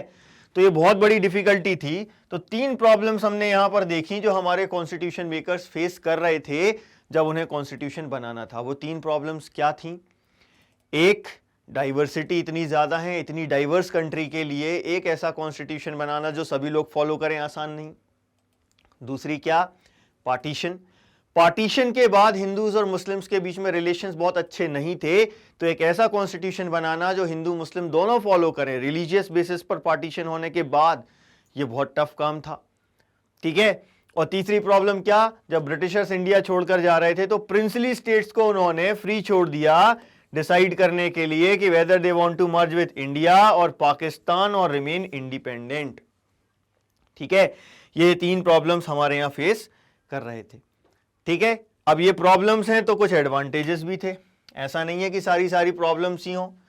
डेफिनेटली इनको मर्ज, इन सारी प्रिंसली स्टेट्स को मर्ज करना बहुत मुश्किल था, ठीक। और कंट्री का फ्यूचर बहुत इनसिक्योर नजर आ रहा था उस समय, ऐसा सिक्योर नजर नहीं आ रहा था जैसा कि आज नजर आता है, ठीक है। और हर एक के मन में कुछ ना कुछ शंका थी, ठीक है, कि हमारी कंट्री का फ्यूचर कैसा होगा। बहुत ज्यादा सबके मन में एक डर बना हुआ था कि पता नहीं आगे क्या होगा। आज भी होता है, हमें फ्यूचर नहीं मालूम होता है ना। बट उसके बावजूद भी हमारे जो कॉन्स्टिट्यूशन मेकर्स थे उन्होंने बहुत अच्छा कॉन्स्टिट्यूशन बनाया, इतना अच्छा कॉन्स्टिट्यूशन बनाया है कि आज भी इतने सालों बाद भी इंडिया एक डेमोक्रेसी है, यहां से डेमोक्रेसी खत्म नहीं। ये एक एडवांटेज है हमारा। क्या एडवांटेज है हमारा? कि भाई हमारे यहां पर कॉन्स्टिट्यूशन तब से अभी तक है और कभी भी डिक्टेटरशिप या non democratic form of government establish नहीं हो पाई। ऐसा क्यों? क्योंकि जब कॉन्स्टिट्यूशन बना रहे थे तो कुछ एडवांटेजेस भी थे, उन एडवांटेजेस के कारण हमने इतना अच्छा कॉन्स्टिट्यूशन बनाया। सबसे पहला एडवांटेज क्या था? कंसेंसस। लोगों के बीच में कंसेंसस थी, उनको पता था कि जब इंडिपेंडेंट हो जाएंगे तो किस तरीके का कॉन्स्टिट्यूशन बनाना है। साउथ अफ्रीका में ऐसा नहीं था। साउथ अफ्रीका में पहले लोगों ने नहीं सोचा कि इंडिपेंडेंस मिलेगी तो कैसा कॉन्स्टिट्यूशन बनाएंगे। वहां लोगों ने पहले इंडिपेंडेंस गेन की, फिर साथ बैठे और उसके बाद उन्होंने डिसाइड किया कि कैसा कॉन्स्टिट्यूशन होगा। लेकिन इंडिया में हमारा जब फ्रीडम स्ट्रगल चल रहा था, इस फ्रीडम स्ट्रगल के टाइम पर ही कंसेंसस क्रिएट हो गई थी कि डेमोक्रेटिक इंडिया कैसा होना चाहिए। मतलब एक चीज तो क्लियर है, डेमोक्रेसी बनना चाहते हैं, ये कंसेंसस थी। लेकिन सिर्फ बोलने से काम नहीं चलता भाई, इसके लिए हमको एग्जाम्पल भी देना पड़ेगा कि किस बेसिस पर कह रहे हैं। लेकिन पहले जरा इस कंसेंसस पर हम और फोकस करें कि ये जो एडवांटेज था कि स्ट्रगल के टाइम पर ही हमारे यहां कंसेंसस क्रिएट हो गया है, तो ये ऐसा क्यों हुआ? इसका रीजन क्या था? क्योंकि ये जो हमारा स्ट्रगल था, नेशनल मूवमेंट था, ये सिर्फ फॉरेन रूल के अगेंस्ट नहीं था, बल्कि कंट्री को रिजुविनेट करने के लिए भी था। कंट्री के साथ साथ हमारी सोसाइटी और पॉलिटिक्स को ट्रांसफॉर्म करने के लिए भी था। ठीक है, तो चूंकि ये जो स्ट्रगल है ये अकेले आजादी के लिए नहीं है, कंट्री को रिजुविनेट करने के लिए, फिर से यंग करने के लिए है, पॉलिटिक्स और सोसाइटी को ट्रांसफॉर्म करने के लिए है। इसीलिए ये कंसेंसस बिल्ड हुआ, अदरवाइज ये बिल्ड नहीं होता। डिफरेंसेस तो थे, तब भी थे और अब भी हैं। डिफरेंसेस कभी खत्म नहीं होते, डिफरेंसेस ऑफ ओपिनियन रहता ही है। हर चीज के बारे में डिफरेंस रहता है। जैसे कि हम यहां बात करें, जो फ्रीडम स्ट्रगल हैं वो डिफरेंट पाथ की बात कर रहे हैं कि इंडिपेंडेंस के बाद हमें कैसा अलग पाथ लेना चाहिए। अलग अलग लोग अलग अलग तरीका बता रहे थे, तब भी डिफरेंसेस थे, अब भी डिफरेंसेस हैं। लेकिन कंसेंसस का मीनिंग ये होता है, हम इस इमेज से समझ सकते हैं कि सब बैठते हैं, बात करते हैं, चर्चा करने के बाद वो सब किसी चीज पर एग्री होते हैं। डिफरेंसेस खत्म नहीं होते, इससे डिफरेंसेस रहते हैं, लेकिन उसके बावजूद भी वो सब एग्री हो जाते हैं। तो डिफरेंसेस तब भी थे और डिफरेंसेस अब भी हैं, लेकिन फिर भी कंसेंसस बिल्ड हो गया था कि डेमोक्रेसी होना चाहिए। ये कैसे पता चलता है? इसके लिए हम दो एग्जाम्पल लेते हैं, नेहरू रिपोर्ट का और कराची सेशन का। क्या है भाई ये एग्जाम्पल? नेहरू रिपोर्ट क्या थी? 1928 में साइमन कमीशन इंडिया आया था। वो काहे के लिए आया था? इंडिया के कॉन्स्टिट्यूशन, इंडिया में जो गवर्नमेंट ऑफ इंडिया एक्ट 1919 था, उससे इंडिया को गवर्न कर रहे थे। तो वो सही से फंक्शनिंग कर रहा है कि नहीं, क्या कोई कॉन्स्टिट्यूशनल चेंजेस की जरूरत हैं, ये चीज देखने आए थे। तो हम प्रोटेस्ट कर रहे थे, तो ब्रिटिशर्स ने एक मौका दिया कांग्रेस को कि भैया आप बना के बताओ कॉन्स्टिट्यूशन, यदि आपको लगता है खुद रूल कर सकते हो तो। क्योंकि ब्रिटिशर्स को तो ये लगता था कि हम किसी काम के नहीं है, हम रूल कर ही नहीं सकते। लेकिन कांग्रेस में मोतीलाल नेहरू, जवाहरलाल नेहरू के पिताजी, इनकी लीडरशिप में 8 अदर मेंबर्स थे और उन्होंने मिलकर इंडिया के लिए एक ड्राफ्ट कॉन्स्टिट्यूशन तैयार किया 1928 में, जिसे कहते हैं नेहरू रिपोर्ट। ठीक है, इसमें डिस्कस किया गया कि इंडिया में किस तरीके के रूल्स होने चाहिए, किस तरीके का कॉन्स्टिट्यूशन होना चाहिए। नेहरू रिपोर्ट में उन्होंने कुछ बेसिक रूल्स बनाए कि ऐसा होगा यदि हमने अपने रूल्स बनाए तो। वैसे ही कराची सेशन में कांग्रेस क्या करती थी, हर साल एक साल के एंड में एक मीटिंग करती थी जिसमें सारे लीडर्स आते थे। और इसमें भी कराची सेशन में भी ऐसी मीटिंग हुई और उसमें इन्होंने क्या चीज पर डिस्कस किया कि इंडिपेंडेंट इंडिया का कॉन्स्टिट्यूशन कैसा होना चाहिए। इन दोनों डॉक्यूमेंट्स में इंडिपेंडेंट इंडिया के कॉन्स्टिट्यूशन के कुछ अंश मिलते हैं और जो चीजें इसमें थी वही हमें कॉन्स्टिट्यूशन में दिखती हैं। क्या चीजें थी इसमें भाई, जरा कॉमन चीजें देखते हैं। क्या कर रहे हैं ये कह रहे हैं कि यूनिवर्सल अडल्ट फ्रेंचाइज होनी चाहिए, अभी भी है। कराची सेशन में भी यही चीज डिस्कस की गई और नेहरू रिपोर्ट में भी। दूसरा, freedom and equality, right to freedom and equality होना चाहिए, ये है। ठीक है। और तीसरी चीज क्या, protecting the right of minorities. ये तीनों चीजें हमारे कॉन्स्टिट्यूशन में आज भी नजर आती हैं। तो देखो कंसेंसस था ना, 1928 में भी ये चीज बोल रहे हैं हम, 1931 में भी ये चीज बोल रहे हैं, और आज हमारे कॉन्स्टिट्यूशन में अभी भी ये नजर आ रहा है। तो पहली बन चुकी ना कंसेंसस। कुछ बेसिक रूल्स जो हैं वो पहले ही लोग एक्सेप्ट कर चुके थे कि भैया ये होना ही चाहिए। इंडिपेंडेंस मिलने के बहुत पहले ही कॉन्स्टिट्यूएंट असेंबली जब मिली और कॉन्स्टिट्यूएंट असेंबली ने एक कॉन्स्टिट्यूशन बनाया, उसके बहुत पहले ही ये कंसेंसस बिल्ड हो चुका है। ठीक है। अब देखो भैया, ये एक एडवांटेज हो गया। दूसरे एडवांटेज की बात करते हैं, familiarity with political institution of colonial rule. ये दूसरा एडवांटेज था। ब्रिटिशर्स ने इंडिया में कुछ लोगों को वोटिंग राइट्स दिए थे, है ना, वोटिंग राइट्स थे, लेकिन सिर्फ कुछ लोगों के पास थे वोटिंग राइट्स। लेकिन इसका फायदा हुआ। देखो ये डेमोक्रेटिक तो नहीं है। जब कुछ लोगों को मिला, सबको मिलता तो डेमोक्रेसी कहते हैं। कुछ लोगों को ही ब्रिटिश ने एक वोटिंग राइट दिया है, इससे बहुत वीक लेजिस्लेचर यानी लॉ मेकिंग अथॉरिटी एक बनती है। लेजिस्लेचर क्या होता है, जो लॉ बनाता है। इलेक्शंस हुए, ठीक है, 1937 में प्रोविंशियल लेजिस्लेचर के लिए और मिनिस्ट्रीज के लिए इलेक्शंस हुए। इंडियंस इसमें इलेक्ट हुए और उसमें काम कर रहे हैं। हालांकि पावरफुल नहीं है, बहुत वीक हैं, लेकिन ऐसे काम करने से उनको समझ में आया ना कि ये जो डेमोक्रेटिक इंस्टीट्यूशंस हैं ये कैसे वर्क करते हैं। ठीक है।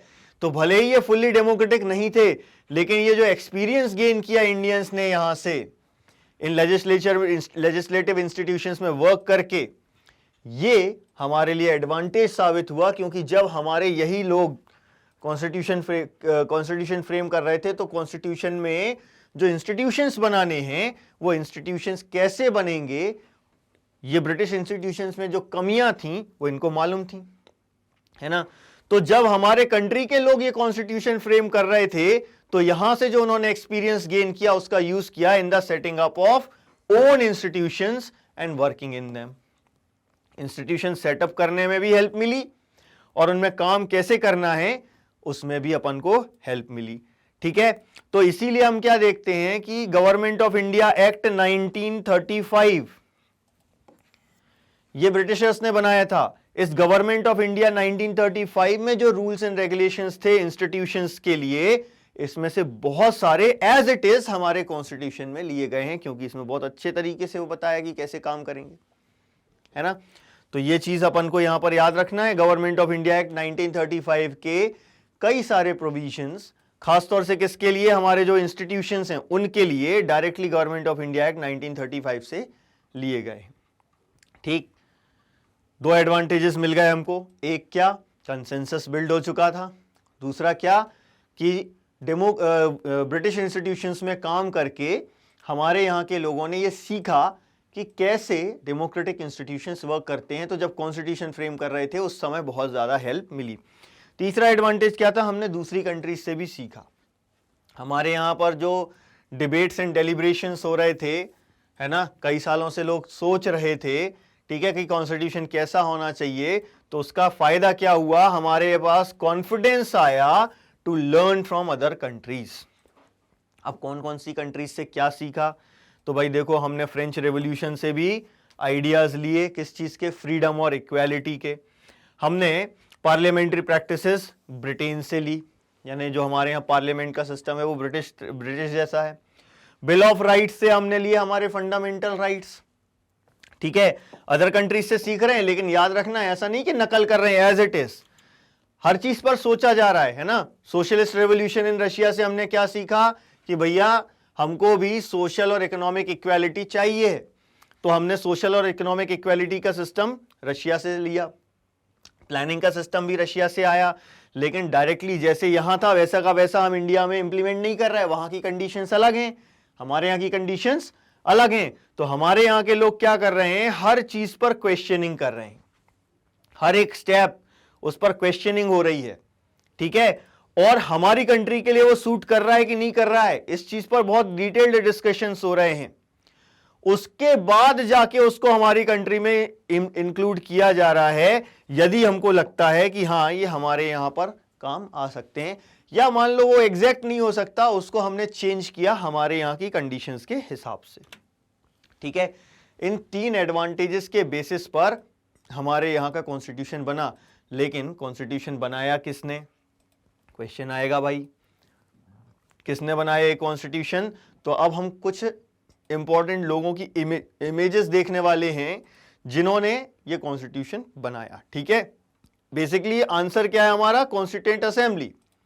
कॉन्स्टिट्यूएंट असेंबली ने इंडिया का कॉन्स्टिट्यूशन बनाया। ठीक है, लेकिन इस कॉन्स्टिट्यूएंट असेंबली में तो 299 मेंबर्स थे, उनमें से कुछ लोगों का जरूरी है, यहां पर हम देख रहे हैं, हमने सारे तो नहीं कवर किए हैं, लेकिन कुछ इंपॉर्टेंट पर्सनैलिटीज हमने यहां पर कवर की है और उनका कॉन्स्टिट्यूएंट असेंबली में क्या रोल था, और जब इंडिपेंडेंट इंडिया की गवर्नमेंट फॉर्म हुई तो उनका क्या रोल था। ठीक है, तो सरदार वल्लभ भाई पटेल को हम सभी जानते हैं।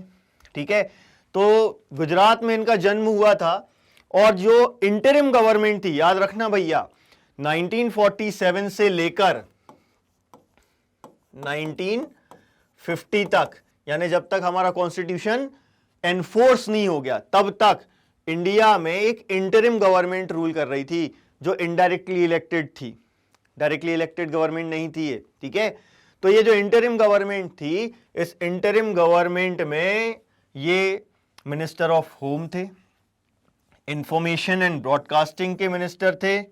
ठीक है, और ये एक बहुत बड़े लॉयर भी थे, और बारदोली में जो सत्याग्रह मूवमेंट चलाया था पीजेंट्स ने, वहीं के लोगों ने इनको सरदार की उपाधि दी थी, टाइटल दिया था। ठीक है, और बहुत ही इंपॉर्टेंट रोल है इनका प्रिंसली स्टेट्स के इंडिया में इंटीग्रेशन के लिए, इसीलिए सरदार वल्लभ भाई पटेल के जन्मदिन के दिन हम नेशनल यूनिटी डे सेलिब्रेट करते हैं। ठीक, और जब इंडिपेंडेंट इंडिया बना तो ये डेप्यूटी प्राइम मिनिस्टर भी बने। ठीक, तो बहुत ही इंपॉर्टेंट कंट्रीब्यूशन है सरदार वल्लभ भाई पटेल का, इनका हमें याद रखना है। ठीक है, इसके बाद अबुल कलाम आज़ाद, सऊदी अरेबिया में इनका जन्म हुआ था, लेकिन इंडिया में आकर इन्होंने इंडिपेंडेंस स्ट्रगल किया। एक एजुकेटर थे, टीचर थे, है ना, ऑथर भी थे। ठीक है, और थियोलॉजियन भी थे, अरेबिक आती थी इनको, है ना। अब कांग्रेस के एक्टिव मेंबर थे, और खास इनकी बात क्या याद रखना है, active in the national movement and opposed Muslim separatist, Pakistan की डिमांड के अगेंस्ट थे ये, सेपरेटिस्ट नहीं थे, ये यूनिटी चाहते थे। और जब इंडिपेंडेंट इंडिया बना तो उसमें ये एजुकेशन मिनिस्टर बने, यानी फर्स्ट एजुकेशन मिनिस्टर हैं ये इंडिया के। ठीक, इसके बाद हम बात करते हैं डॉक्टर राजेंद्र प्रसाद की, है ना, हमारे इंडिया के पहले राष्ट्रपति, और इंटरिम गवर्नमेंट में भी ये चेयरमैन थे, उसमें भी ये जो हम एक अभी एग्जांपल देखेंगे जहां पर जो ड्राफ्ट कॉन्स्टिट्यूशन है वो चेयरमैन को सबमिट किया जाता है। तो जब ड्राफ्टिंग कमेटी ने कॉन्स्टिट्यूशन बना लिया तो वो किसको सबमिट करेंगे, चेयरमैन को सबमिट करेंगे, और फिर चेयरमैन जो है वो डिस्कस करने के लिए बोलेगा, है ना। तो प्रेसिडेंट थे ये कॉन्स्टिट्यूएंट असेंबली के भी, एक लॉयर थे। ठीक है, और जब इंडिपेंडेंट इंडिया बना तो उसमें पहले प्रेसिडेंट भी डॉक्टर राजेंद्र प्रसाद ही बने। ठीक, बहुत इंपॉर्टेंट रोल है इनका भी। इसके बाद हम देखते हैं डॉक्टर भीमराव रामजी अंबेडकर, इनके बारे में भी हम जानते हैं, मध्य प्रदेश में इनका जन्म हुआ था, इंदौर के पास मऊ में। ठीक है, ड्राफ्टिंग कमेटी के चेयरमैन थे, और कास्ट सिस्टम के अगेंस्ट थे, है ना, कास्ट इनइक्वालिटीज को बहुत बहुत ज्यादा इन्होंने अपोज किया। ठीक, और आगे चलकर ये क्या बने, लॉ मिनिस्टर बने हमारे, है ना, law minister of the first cabinet. ठीक, पोस्ट इंडिपेंडेंस जो हम बात करते हैं गवर्नमेंट फॉर्म हुई थी, उसमें फर्स्ट लॉ मिनिस्टर ये थे, और आगे चल के इन्होंने एक रिपब्लिकन पार्टी भी फॉर्म की थी इंडिया में, रिपब्लिकन पार्टी ऑफ इंडिया। ये सारी चीजें हमको याद रखना है, इस पर क्वेश्चंस फ्रेम हो सकते हैं। ठीक है, फिर श्यामा प्रसाद मुखर्जी, इनके बारे में याद रखिएगा भैया, उस समय जो जनसंघ बना था, है ना, ये भारतीय जनसंघ जो आज भारतीय जनता पार्टी के नाम से जाना जाता है, इसके फाउंडिंग मेंबर और फाउंडिंग प्रेसिडेंट थे, और इंटरिम गवर्नमेंट में भी ये मिनिस्टर थे, minister of industry and supply. ठीक है, और इवन बाद में भी इनको बहुत इंपॉर्टेंट रोल इन्होंने प्ले किया, हिंदू एक्टिविस्ट तो थे ही, ठीक है, लेकिन जनसंघ के फाउंडर थे ये।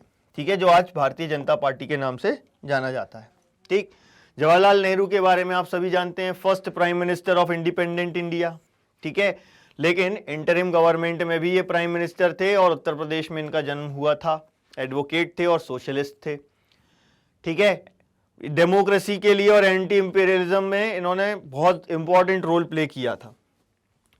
सरोजनी नायडू का जरूर याद रखिएगा क्योंकि विमेन एम्पावरमेंट का दौर चल रहा है भाई, है ना, और ये पहली विमेन प्रेसिडेंट थी इंडियन नेशनल कांग्रेस की।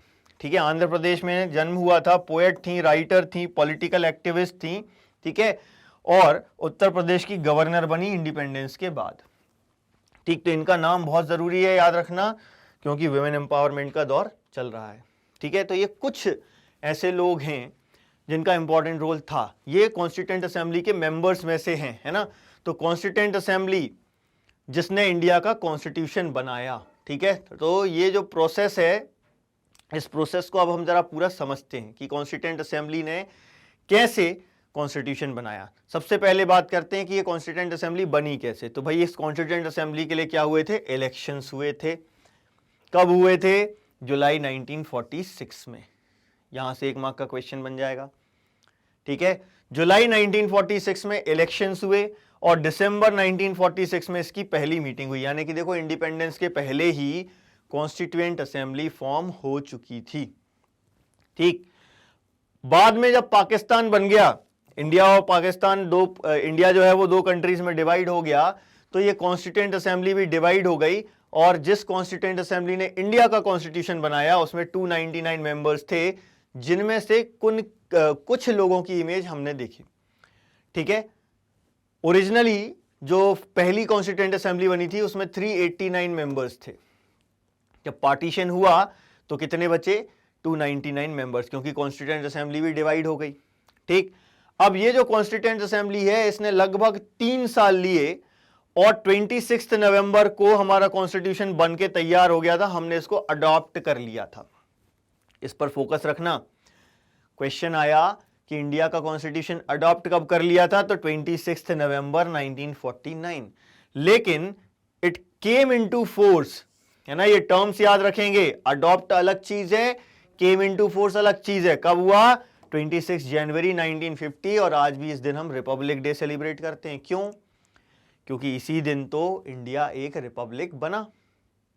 ठीक है, तो इस दिन हम रिपब्लिक डे सेलिब्रेट करते हैं हर साल, क्योंकि इस दिन इंडिया एक रिपब्लिक बना। ठीक है, क्यों बना, क्योंकि इस दिन हमारा कॉन्स्टिट्यूशन इफेक्टिव हुआ। हमारी कंट्री में इंप्लीमेंटेशन इसका हो गया, कंट्री में लागू हो गया, है ना। केम इनटू इफेक्ट मतलब लागू हो जाना। अडॉप्ट कर लेना, हमने अडॉप्ट कर लिया है, मान लिया है कि ये है कॉन्स्टिट्यूशन, यही इंप्लीमेंट होगा, लेकिन came into effect on 26 January 1950। ठीक है, तो इस कॉन्स्टिट्यूएंट असेंबली ने ये इंडिया का कॉन्स्टिट्यूशन बनाया। ठीक, लेकिन अब समस्या क्या भाई, ये कह रहे हैं कि इतना पुराना कॉन्स्टिट्यूशन है, आज से 70-80 साल पहले बना। कब बना, 1950 में इंप्लीमेंट हो गया ना। ठीक है, और अभी हम बात कर रहे हैं, हम 2023 आ गया ये अब। ठीक, तो 73 ईयर्स हो गए कॉन्स्टिट्यूशन बने हुए। 73 ईयर्स पुराने कॉन्स्टिट्यूशन को हम अभी भी फॉलो कर रहे हैं। ऐसा क्यों, इसके क्या कारण हैं, है ना। तो इसका एक कारण हम पहले ही कर चुके हैं कि ये जो कॉन्स्टिट्यूएंट असेंबली है, या ये जो कॉन्स्टिट्यूशन है, सॉरी कॉन्स्टिट्यूएंट असेंबली नहीं, कॉन्स्टिट्यूशन है, ये अकेले कॉन्स्टिट्यूएंट असेंबली के मेंबर्स के व्यू को रिफ्लेक्ट नहीं कर रहा है, बल्कि पूरे इंडिया में जो कंसेंसस है उस समय पर, उस कंसेंसस को रिप्रेजेंट कर रहा था। कैसे कह सकते हैं भैया, इसीलिए कह सकते हैं क्योंकि आज भी हम देख रहे हैं कि पूरे कॉन्स्टिट्यूशन को चेंज करने का कोई नहीं बोल रहा। ऐसा नहीं है कि कोई कॉन्स्टिट्यूशन में चेंज करने की बात नहीं कर रहा, कर रहे हैं, लेकिन पूरा कॉन्स्टिट्यूशन चेंज नहीं कर रहे हैं। कौन से कॉन्स्टिट्यूशनल प्रोविजंस चेंज करने की बात कर रहे हैं, जो आज के टाइम में रिलेवेंट नहीं है ना। कुछ कुछ चीजें जो आज के टाइम पे रिलेवेंट नहीं है वो चेंज करने की बात कर रहे हैं। और हमारे कॉन्स्टिट्यूशन मेकर्स को मालूम था भैया कि कई चीजें आगे चल के बदलनी पड़ेंगी, इसीलिए उन्होंने ऑप्शन रखा कि कॉन्स्टिट्यूशन में चेंज कर सकते हैं, लेकिन यूनिलैटरली नहीं, अकेला एक नहीं कर सकता, टफ प्रोसीजर है उसका। ठीक, तो कंसेंसस बिल्ड हो चुका था। ठीक है, और कैसे कह सकते हैं कि कंसेंसस बिल्ड हो चुका था भाई, क्योंकि हम ये देख रहे हैं कि कोई भी पूरे तरीके से कॉन्स्टिट्यूशन को चेंज करने का नहीं बोल रहा है।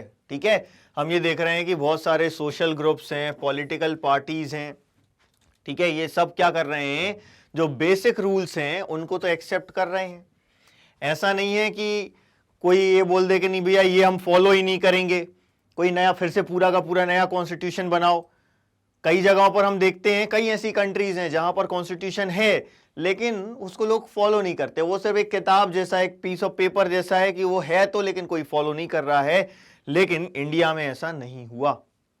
इंडिया में लोग चेंज करने की बात कर रहे हैं, बेसिक रूल्स हैं फॉलो कर रहे हैं, चेंज करने का भी बोल रहे हैं, लेकिन सिर्फ कुछ प्रोविजंस को चेंज करने की बात कर रहे हैं, पूरे के पूरे कॉन्स्टिट्यूशन को चेंज करने की बात नहीं कर रहे हैं। और ये हमारा एक बहुत बड़ा अचीवमेंट है। मतलब कि लोग एक्सेप्ट कर रहे हैं कॉन्स्टिट्यूशन को, लेजिटिमेट है ना। तो लेजिटिमेसी के ऊपर कोई क्वेश्चन नहीं हो रहा है, कोई क्वेश्चन नहीं है लेजिटिमेसी के ऊपर। ठीक है, तो लेजिटिमेट है। क्यों कह रहे हैं लेजिटिमेट? क्योंकि कोई भी सोशल ग्रुप या पॉलिटिकल पार्टी इसकी लेजिटिमेसी के ऊपर क्वेश्चन खड़ा नहीं कर रहा है, पूरा का पूरा कॉन्स्टिट्यूशन फिर से लिखने के लिए नहीं बोल रहा है। तो ये पहला पॉइंट मिल गया, कंसेंसस बिल्ट हो चुका था। कंसेंसस है मतलब कॉन्स्टिट्यूशन उस समय के लोगों के कंसेंसस को रिप्रेजेंट करता है, इसीलिए आज भी हम उसको फॉलो कर रहे हैं। उसमें हमारी भी कंसेंसस है, कुछ चीजें जो चेंज करना चाहिए वो कर देते हैं, पूरा कॉन्स्टिट्यूशन चेंज करने की बात नहीं करी। ठीक, दूसरा रीजन क्या है जिसके कारण हम कॉन्स्टिट्यूशन को फॉलो करते हैं कि उस कॉन्स्टिट्यूएंट असेंबली जिसने कॉन्स्टिट्यूशन बनाया, उस कॉन्स्टिट्यूएंट असेंबली में जो लोग थे वो इंडिया के लोगों को रिप्रेजेंट कर रहे थे। वो अकेले खुद नहीं है, वो एक्चुअली में किसको रिप्रेजेंट कर रहे हैं? इंडिया के लोगों को। कैसे कह सकते हैं? क्योंकि डाइवर्सिटी है, हर ग्रुप के व्यक्ति को रिप्रेजेंटेशन मिला। भले ही वो इनडायरेक्ट इलेक्शंस थे, यूनिवर्सल अडल्ट फ्रेंचाइज नहीं थी, इनडायरेक्ट इलेक्शंस हुए थे कॉन्स्टिट्यूएंट असेंबली के लिए, लेकिन इनडायरेक्ट इलेक्शंस के थ्रू भी चूज किए गए। और यदि डायरेक्ट इलेक्शन के थ्रू भी चूज किए जाते तो ज्यादा डिफरेंस नहीं होता, क्योंकि हर एक रिलीजियस ग्रुप को, हर एक सोशल ग्रुप को, सबको रिप्रेजेंटेशन मिला। ठीक है, हालांकि कांग्रेस डोमिनेट कर रही थी, ऐसा नहीं है कि सारी पॉलिटिकल पार्टीज को उसमें रिप्रेजेंटेशन मिला हो, कांग्रेस के लोग डोमिनेट कर रहे थे, लेकिन कांग्रेस में भी with in Congress different opinions थे और डिफरेंट कम्युनिटी के लोगों को, डिफरेंट लैंग्वेज फॉलो करने वालों को, कास्ट, क्लास, रिलीजन, ऑक्यूपेशन, हर तरीके के लोगों को असेंबली में रिप्रेजेंटेशन मिला। यानी कि जो हम ये कह रहे थे कि यदि डायरेक्ट इलेक्शन भी होते तो भी शायद इतना अच्छा फॉर्मेशन नहीं हो पाता असेंबली का जितना उन इनडायरेक्ट इलेक्शंस में भी हुआ था। ठीक है, तो असेंबली के जो मेंबर्स थे ज्यादातर कांग्रेस के थे, लेकिन कई बार वो कांग्रेस की नीतियों से एग्री नहीं करते थे। और ऐसा नहीं है कि कांग्रेस के अलावा किसी पार्टी के मेंबर नहीं है, अदर पार्टीज के मेंबर भी हैं। ठीक है, तो ये जो अपन को कॉन्स्टिट्यूएंट असेंबली में जो लोग दिख रहे हैं, जो वहां पर हमें रिप्रेजेंटेटिव्स दिख रहे हैं, वो पूरे इंडिया को, इंडिया के लोगों को रिप्रेजेंट कर रहे थे, ना कि सिर्फ और सिर्फ अपने आप को। ठीक है, तो आज भी हम देख रहे हैं कि भैया यूनिवर्सल अडल्ट फ्रेंचाइज है, लेकिन हो सकता है आज उतना अच्छा कॉम्पोजिशन ना हो हमारी पार्लियामेंट का जितना कि अपना कॉन्स्टिट्यूएंट असेंबली का था। ठीक, और आखिरी और सबसे इंपॉर्टेंट पॉइंट जिसके कारण हम आज भी कॉन्स्टिट्यूशन फॉलो करते हैं वो ये कि जिस तरीके से कॉन्स्टिट्यूएंट असेंबली फंक्शन कर रही थी, वर्क कर रही थी, वो बहुत अच्छा था। बहुत प्रॉपर तरीके से इन्होंने काम किया। कैसे काम किया? पहले बेसिक कुछ लॉ पर ये एग्री हुए, बेसिक लॉ पर, फिर उसका ड्राफ्ट तैयार किया गया, फिर उस ड्राफ्ट पर डिस्कशंस हुए, डिबेट्स हुए असेंबली में, उसमें डिबेट्स के बाद लगभग 2000 चेंजेस किए गए, तब जाके अपना फाइनल कॉन्स्टिट्यूशन बना। माने कि 3 साल में लगभग 114 सिटिंग्स हुई कॉन्स्टिट्यूशन पर डिस्कस करने के लिए। ठीक है, तब जाके कॉन्स्टिट्यूशन बना, है ना। तो क्या है तीसरा और सबसे important reason? Manner in which the constituent assembly worked. ये कॉन्स्टिट्यूशन को सैंक्टिटी यानी पवित्रता प्रदान करता है एक तरीके से, इसीलिए आज भी हम इसको फॉलो कर रहे हैं। सिस्टमैटिक था। कैसा सिस्टम था? जरा इस सिस्टम को फिर से देखते हैं। पहले, सबसे पहले क्या किया गया? बेसिक प्रिंसिपल्स डिसाइड किए गए और सभी लोग उस पर एग्री हुए। बेसिक प्रिंसिपल डिसाइड हो जाने के बाद ड्राफ्टिंग कमेटी को बोला गया। ड्राफ्टिंग कमेटी जिसके चेयरमैन डॉक्टर बी.आर. अंबेडकर थे, इन्होंने एक ड्राफ्ट कॉन्स्टिट्यूशन तैयार किया। ठीक है, इस पर डिस्कशंस हुए।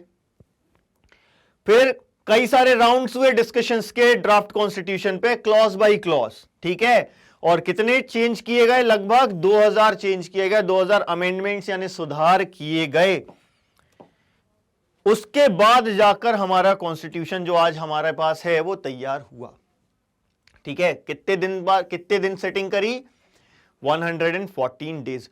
हर एक चीज को नोट किया गया, क्या चर्चा हो रही है, किसने क्या कहा, कौन सा प्रोविजन चेंज करने के लिए किस क्या चीज सब लोग बोल रहे हैं, वो सब नोट किया गया और उनको किताब के रूप में पब्लिश किया गया, जिसे कहते हैं हम कॉन्स्टिट्यूएंट असेंबली डिबेट्स। यदि इन किताबों की बात करें तो ये 12 वॉल्यूम्स हैं पूरे के पूरे। और आज भी यदि किसी कॉन्स्टिट्यूशनल प्रोविजन को इंटरप्रेट करना हो सही तरीके से, तो इन डिबेट्स का यूज किया जाता है। यह पता करना हो कि वो कॉन्स्टिट्यूशनल प्रोविजन क्यों बना है, उसके पीछे रैशनल क्या है, तो इन डिबेट्स का यूज किया जाता है। इनको पढ़ते हैं, आज भी हमारी जुडिशरी इसको यूज करती है, ठीक है। इंटरप्रिटेशन के लिए भी इसका यूज होता है, मतलब नया मीनिंग बताने के लिए। भाई उसके बेसिक सेंस समझ लिया कि रैशनल क्या है वो प्रोविजन बनाने का। अब मान लो प्रोविजन बनाने का रैशनल समझ लिया, उसमें लगता है कि ये लैंग्वेज गड़बड़ हो रही है तो उसको चेंज कर देंगे, है ना। तो इस कारण से भी हम हमारा कॉन्स्टिट्यूशन फॉलो करते हैं, ठीक है। लेकिन अब हमें अपने कॉन्स्टिट्यूशन की गाइडिंग वैल्यूज पढ़ना है। कैसे ये गाइडिंग वैल्यूज डिसाइड हुई, कैसे पता चलता है हमारी गाइडिंग वैल्यूज क्या हैं? इसके दो तरीके होते हैं। एक, कॉन्स्टिट्यूशन के बारे में हमारे जो लीडर्स हैं उन्होंने क्या कहा। तो हम 3 लीडर्स के स्टेटमेंट्स यहां पर पढ़ेंगे, Mahatma Gandhi, doctor BR Ambedkar and Jawaharlal Nehru, ठीक है। और दूसरा, कॉन्स्टिट्यूशन खुद अपने बारे में क्या कहता है, वो हमें कैसे पता चलता है? प्रीएम्बल से, ठीक है। तो एग्जैक्ट प्रोविजंस तो हमें पढ़ने ही है 9th क्लास में कॉन्स्टिट्यूशन के, लेकिन अभी हम क्या पढ़ेंगे? फिलॉसफी ऑफ द कॉन्स्टिट्यूशन, ठीक है। तो फिलॉसफी ऑफ द कॉन्स्टिट्यूशन को समझने के तरीके क्या हैं भाई? मैंने आपको क्या बताया? 2 तरीके हैं। पहला, क्या करना है? व्यूज क्या हैं हमारे मेजर लीडर्स के, वो पढ़ना है, ठीक है। दूसरा क्या? कॉन्स्टिट्यूशन खुद अपने बारे में क्या कहता है, वो पढ़ना है, ठीक है। और ये जो है ये प्रीएम्बल में हमें पता चलता है। तो पहले हम लीडर्स पर फोकस करते हैं। सबसे पहले हम देखते हैं महात्मा गांधी, ठीक है। महात्मा गांधी ने 1931 में एक ये मैगजीन पब्लिश करते थे यंग इंडिया के नाम से, ठीक है। इस मैगजीन में इन्होंने क्या लिखा ये हम यहां पर देख पा रहे हैं, ठीक है। इसमें जो चीजें ये कह रहे हैं वही चीजें हमें कॉन्स्टिट्यूशन में नजर आएंगी। देखो, इनका नाम हमने कहीं पर वहां नहीं देखा जो हम इंपॉर्टेंट लीडर्स पढ़ रहे थे। हमने नेहरू जी का नाम पढ़ा, वल्लभ भाई पटेल का नाम पढ़ा, सरोजनी नायडू का नाम पढ़ा, श्यामा प्रसाद मुखर्जी का नाम पढ़ा, लेकिन महात्मा गांधी का नहीं पढ़ा, क्योंकि ये तो कॉन्स्टिट्यूएंट असेंबली के मेंबर थे ही नहीं, है ना। इनका तो कोई रोल ही नहीं था कॉन्स्टिट्यूशन बनाने में, और 1948 में तो इनकी डेथ ही हो गई थी, ठीक है। तो लेकिन इसका मतलब ये नहीं कि इनका इन्फ्लुएंस नहीं था। कई सारे ऐसे लीडर्स जो कॉन्स्टिट्यूएंट असेंबली के मेंबर थे वो महात्मा गांधी की फिलॉसफी को फॉलो करते थे, है ना। तो ये क्या कह रहे हैं? I shall strive for a constitution which release India from all the thraldom and patronage. जो भी परेशानियां हैं उससे ये बाहर निकाल दे। I shall work for an India in which poorest shall feel that it is their country in whose making they have an effective voice. गरीबों का भी देश है, ऐसा नहीं कि गरीब है तो भैया उसके साथ कुछ न्याय नहीं हो रहा, है ना। An India in which there shall be no high class and low class of people, मतलब इक्वेलिटी की बात कर रहे हैं। An India in which all communities shall live in perfect harmony, मिलजुल कर रहने की बात कर रहे हैं, ब्रदरहुड की बात कर रहे हैं। There can be no room in such an India for the curse of untouchability और the curse of intoxicating drinks and drugs. ये सब चीजें अबॉलिश की गई हैं हमारे यहां पर। Women will enjoy the same rights as men. I shall be satisfied with nothing else. तो इनके जो आइडियाज हैं फ्रीडम का, इक्वेलिटी का, इक्वेलिटी में भी सोशल एंड इकोनॉमिक इक्वेलिटी, ये सारे आइडियाज जो हैं ये सारे आइडियाज हमें हमारे कॉन्स्टिट्यूशन में देखने मिलते हैं। तो देखो, बेसिक फिलॉसफी पता चल रही है इससे। दूसरा देखते हैं, डॉक्टर बी आर अंबेडकर, ठीक है। डॉक्टर बी आर अंबेडकर और महात्मा गांधी के बीच में कॉन्फ्लिक्ट था, ये सब जानते हैं, लेकिन दोनों ही इनइक्वालिटीज खत्म करने की बात कर रहे हैं ना। हालांकि दोनों का अंडरस्टैंडिंग अलग है कि इनइक्वालिटीज को कैसे हटाना है, ठीक है। कई बार जो डॉक्टर बी आर अंबेडकर थे वो बहुत बुरे तरीके से क्रिटिसाइज करते थे महात्मा गांधी को। अब इन्होंने क्या कहा कॉन्स्टिट्यूएंट असेंबली में, ठीक है, जरा इनकी स्पीच देखते हैं। ये कंक्लूडिंग स्पीच थी उनकी कॉन्स्टिट्यूएंट असेंबली में, उसमें इन्होंने क्या कहा हम जरा उस पर चर्चा करते हैं। क्या कह रहे हैं भाई ये, on 26 January 1950 we are going to enter a life of contradictions. In politics we will have equality and in social and economic life we will have inequality. Contradiction दिख रहा है यहां पे, ठीक है। In politics, we will be recognizing the principle of one man, one vote, and one vote, one value. In our social and economic life, we shall, by reason of our social and economic structure, continue to deny the principle of one man, one value. अभी भी हम देखते हैं सबकी value एक जैसी नहीं है। क्यों? क्योंकि हमारा सोशल और इकोनॉमिक स्ट्रक्चर ही ऐसा है ना। इसी को चेंज करने की बात कर रहे हैं, ठीक है। How long shall we continue to live this life of contradiction, how long shall we continue to deny equality in our social and economic life. ये भी सोशल और इकोनॉमिक लाइफ में इक्वालिटी की बात कर रहे हैं। If we continue to deny it for long we will do so only by putting our political democracy in peril. यदि हम ऐसी ही लाइफ जीते रहे तो ये कैसे करेंगे, हम अपनी डेमोक्रेसी को खतरे में डालकर ऐसा करेंगे, ठीक है। क्लियर है ये चीज अपन को ध्यान रखना है। देखो यहां पर भी हमें कुछ बेसिक वैल्यूज नजर आ रही हैं पॉलिटिकल एंड सोशल इक्वालिटी की, ठीक। ऐसे ही हम बात करते हैं जवाहरलाल नेहरू की। इनकी जो स्पीच थी ट्रस्ट विद डेस्टिनी, यहां पर उसका मैंने बहुत छोटा सा पोर्शन लिया है, लेकिन इस स्पीच को आप पूरा पढ़ेंगे तो आपको पता चलेगा कि क्या क्या वैल्यूज की वो बात कर रहे हैं, और वो सारी वैल्यूज हमारे कॉन्स्टिट्यूशन में नजर आती हैं। बहुत छोटा सा पोर्शन है लेकिन बहुत इंस्पायरिंग पोर्शन है। ये देखेंगे, long years ago we made a tryst with destiny and now the time comes when we shall redeem our pledge at the stroke of the midnight hour when the world sleeps, India will awake to life and freedom. A moment comes which comes but rarely in the history, when we step out from the old to the new, when an age ends and when the soul of a nation long suppressed find utterance. एक छोटा सा portion है इसका, इसमें बहुत सारी values की बात जवाहरलाल नेहरू ने की है जो सारी हमारे कॉन्स्टिट्यूशन में नजर आती हैं। तो ये कुछ लीडर्स की स्पीचेस से हमने देखा। ये स्पीच इन्होंने कब दी थी, eight the stroke of the midnight on 15 अगस्त 1947, यानी 14 अगस्त खत्म हुआ रात के 12 बजे और 15 अगस्त चालू हुआ, तब इन्होंने ये स्पीच दी थी। वो बहुत ही इंपॉर्टेंट है, इसको जरूर पढ़ें आप। इससे आपको कुछ वैल्यूज जो हमारे कॉन्स्टिट्यूशन में हैं वो क्यों हैं उसके बारे में पता चलेगा। ये बात कर रहे हैं कि हम हमेशा से जो शपथ लेते आए हैं अब उस शपथ को पूरा करने का समय आ गया है, ठीक है। ये पहला रास्ता था ये जानने का कि हमारे कॉन्स्टिट्यूशन की फिलॉसफी क्या है। अब हम देखते हैं दूसरा रास्ता क्या है, प्रीएम्बल, ठीक है। हम ये देखते हैं कि ये जो वैल्यूज जो हमारे कॉन्स्टिट्यूशन को इंस्पायर कर रही हैं ये एक्चुअली में हमारा जो स्ट्रगल था, फ्रीडम स्ट्रगल है ना, यहां से आई हैं, या ऐसा कह सकते हैं इन्हीं वैल्यूज ने हमारे फ्रीडम स्ट्रगल को गाइड किया और फ्रीडम स्ट्रगल में के टाइम पर ही ये वैल्यूज नर्चर हुई हैं। दोनों चीजें हम कह सकते हैं, वाइस वर्सा केस है, ठीक है। तो ये जो वैल्यूज हैं ये हमारी प्रीएम्बल में नजर आती हैं, ठीक है।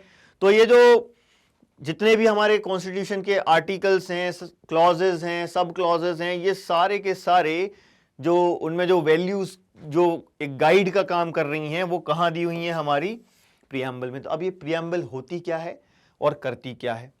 होती क्या है? Short statement of its basic values, है ना। कॉन्स्टिट्यूशन की बेसिक वैल्यूज का एक शॉर्ट स्टेटमेंट है। करता क्या है? गाइड करता है। माने कि यदि हमें ये जानना है कि कौन सा आर्टिकल क्यों बनाया गया है, उसका बेस क्या है, तो वो बेस पूरा प्रियम्बल में दिया हुआ है, इसीलिए इसे soul of the Indian constitution भी कहते हैं। ठीक है, तो क्या होती है preamble? Constitution begins with a short statement of its basic values, this is called preamble to the constitution. ठीक, अब ये सिस्टम कब से चालू हुआ प्रियम्बल वाला? फिर वहीं आ जाते हैं हम अमेरिकन मॉडल। अमेरिका ने जब कॉन्स्टिट्यूशन बनाया 1787 में, तभी से इन्होंने ये प्रैक्टिस चालू करी कि भैया एक प्रियम्बल होती है, तभी से ये सिस्टम चला आ रहा है। तो अमेरिकन मॉडल से इंस्पायर होकर हर एक कंट्री कंटेम्पररी टाइम में क्या करती है? प्रियम्बल से ये अपना कॉन्स्टिट्यूशन स्टार्ट करती है। तो हमारी ये प्रियम्बल है। ठीक है, अब हम जरा प्रियम्बल की बात करते हैं, उसको जरा समझते हैं कि हमारे जो कीवर्ड्स हैं, इसमें जो एक एक कीवर्ड दिया हुआ है ना, याद रखें यहां पर हम क्या समझने वाले हैं, हर एक कीवर्ड, क्योंकि यही कीवर्ड्स जो है हमारे कॉन्स्टिट्यूशन की फिलॉसफी है ना। तो ये जो प्रियम्बल है, इट कंटेन्स द फिलॉसफी जिस पर हमारा पूरा कॉन्स्टिट्यूशन बना है, और ये एक स्टैंडर्ड प्रोवाइड करती है किस चीज को एग्जामिन करने का? लॉ। कोई भी लॉ जो हमारे पार्लियामेंट ने बनाया है उसको एग्जामिन कर सकते हैं, एवेल्युएट कर सकते हैं हम प्रियम्बल के बेसिस पर। साथ ही गवर्नमेंट के जो भी एक्शंस हैं उनको भी हम एवेल्युएट करते हैं कि कहीं इसके स्पिरिट के अगेंस्ट तो नहीं है। ठीक है, तो यदि हम ये जानना चाहते हैं कि गवर्नमेंट का कोई लॉ सही है कि गलत, या गवर्नमेंट का कोई एक्शन सही है कि गलत, तो हम प्रियम्बल का यूज कर सकते हैं, और इसीलिए हमने इसे क्या कहा? Soul of the Indian constitution. ठीक है, अब इसमें जरा एक एक वर्ड जो दिया हुआ है इंपॉर्टेंट, उसको समझते हैं ना। यहां पर हम देख रहे हैं, ये बहुत अच्छे से याद कर लें। We the people of India having solemnly resolved to constitute India, हमने किया ये है ना, किसी दूसरे से नहीं मिला। solemnly resolved to constitute India into a sovereign, socialist, secular, democratic republic, and to secure to all its citizens justice, justice भी किस टाइप का? social, economic and political justice, liberty, liberty of thoughts, liberty of expression, liberty of belief, liberty of faith and liberty of worship, equality of status and of opportunity, and to promote among them all fraternity, सभी में भाईचारा promote करना है, assuring the dignity of the individual and the unity and integrity of the nation.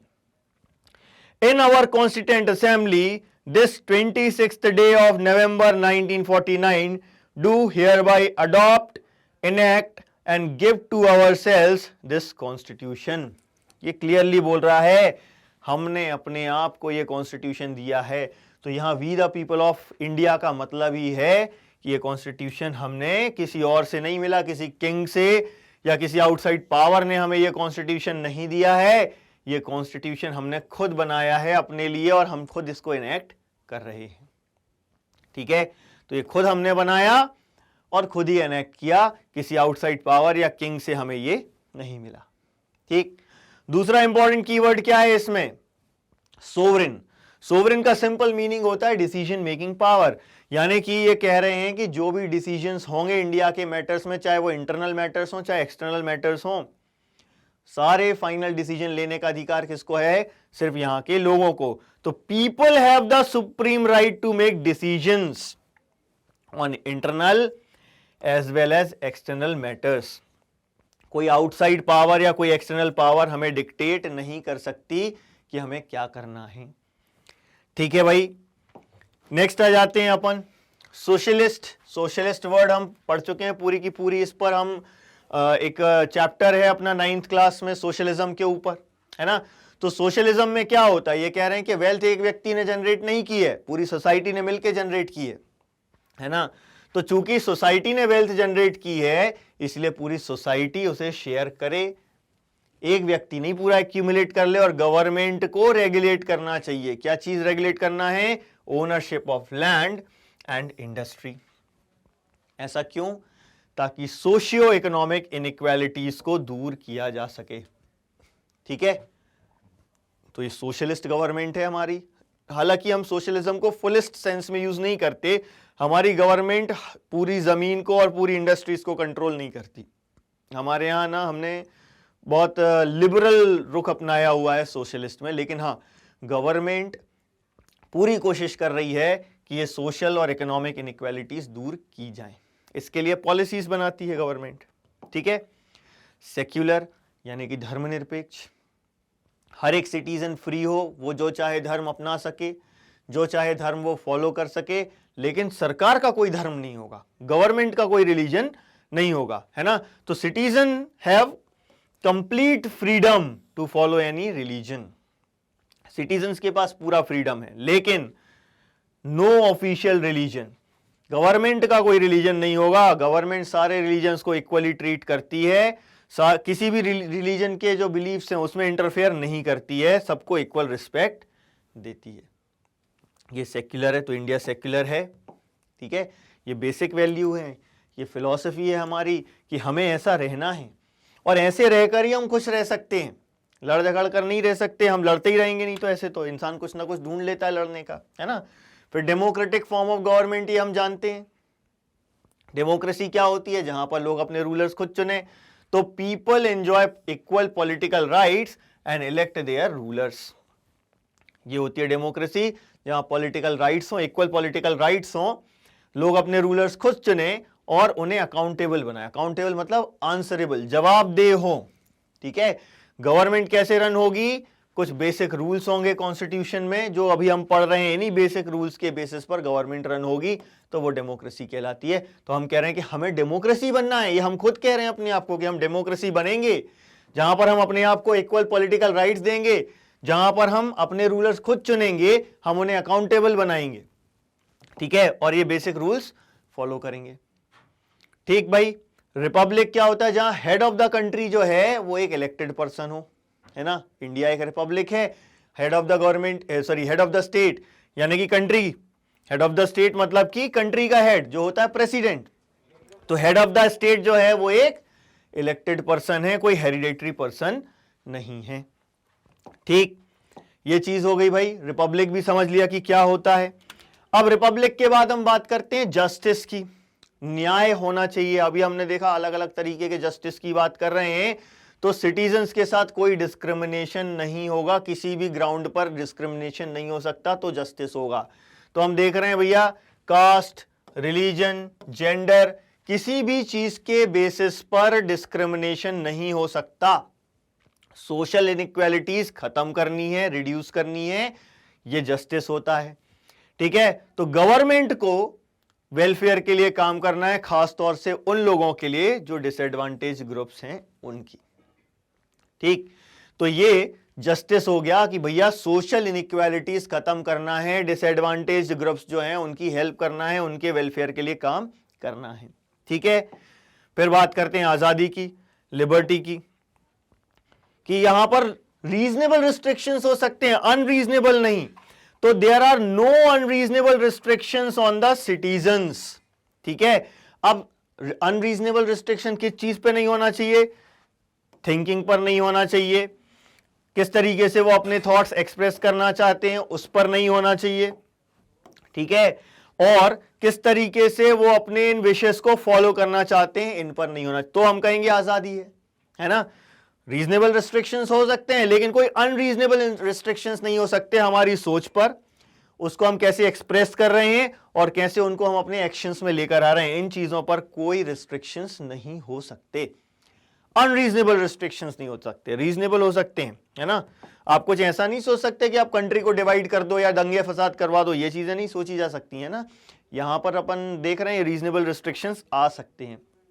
ठीक, तो ये liberty जो है, ये आजादी, ये सबको ये चाहिए, इसी की तो लड़ाई है। आपसे आपकी आजादी छीनी जाएगी तो आप भी लड़ोगे, है ना। सबको अपनी आजादी पसंद है।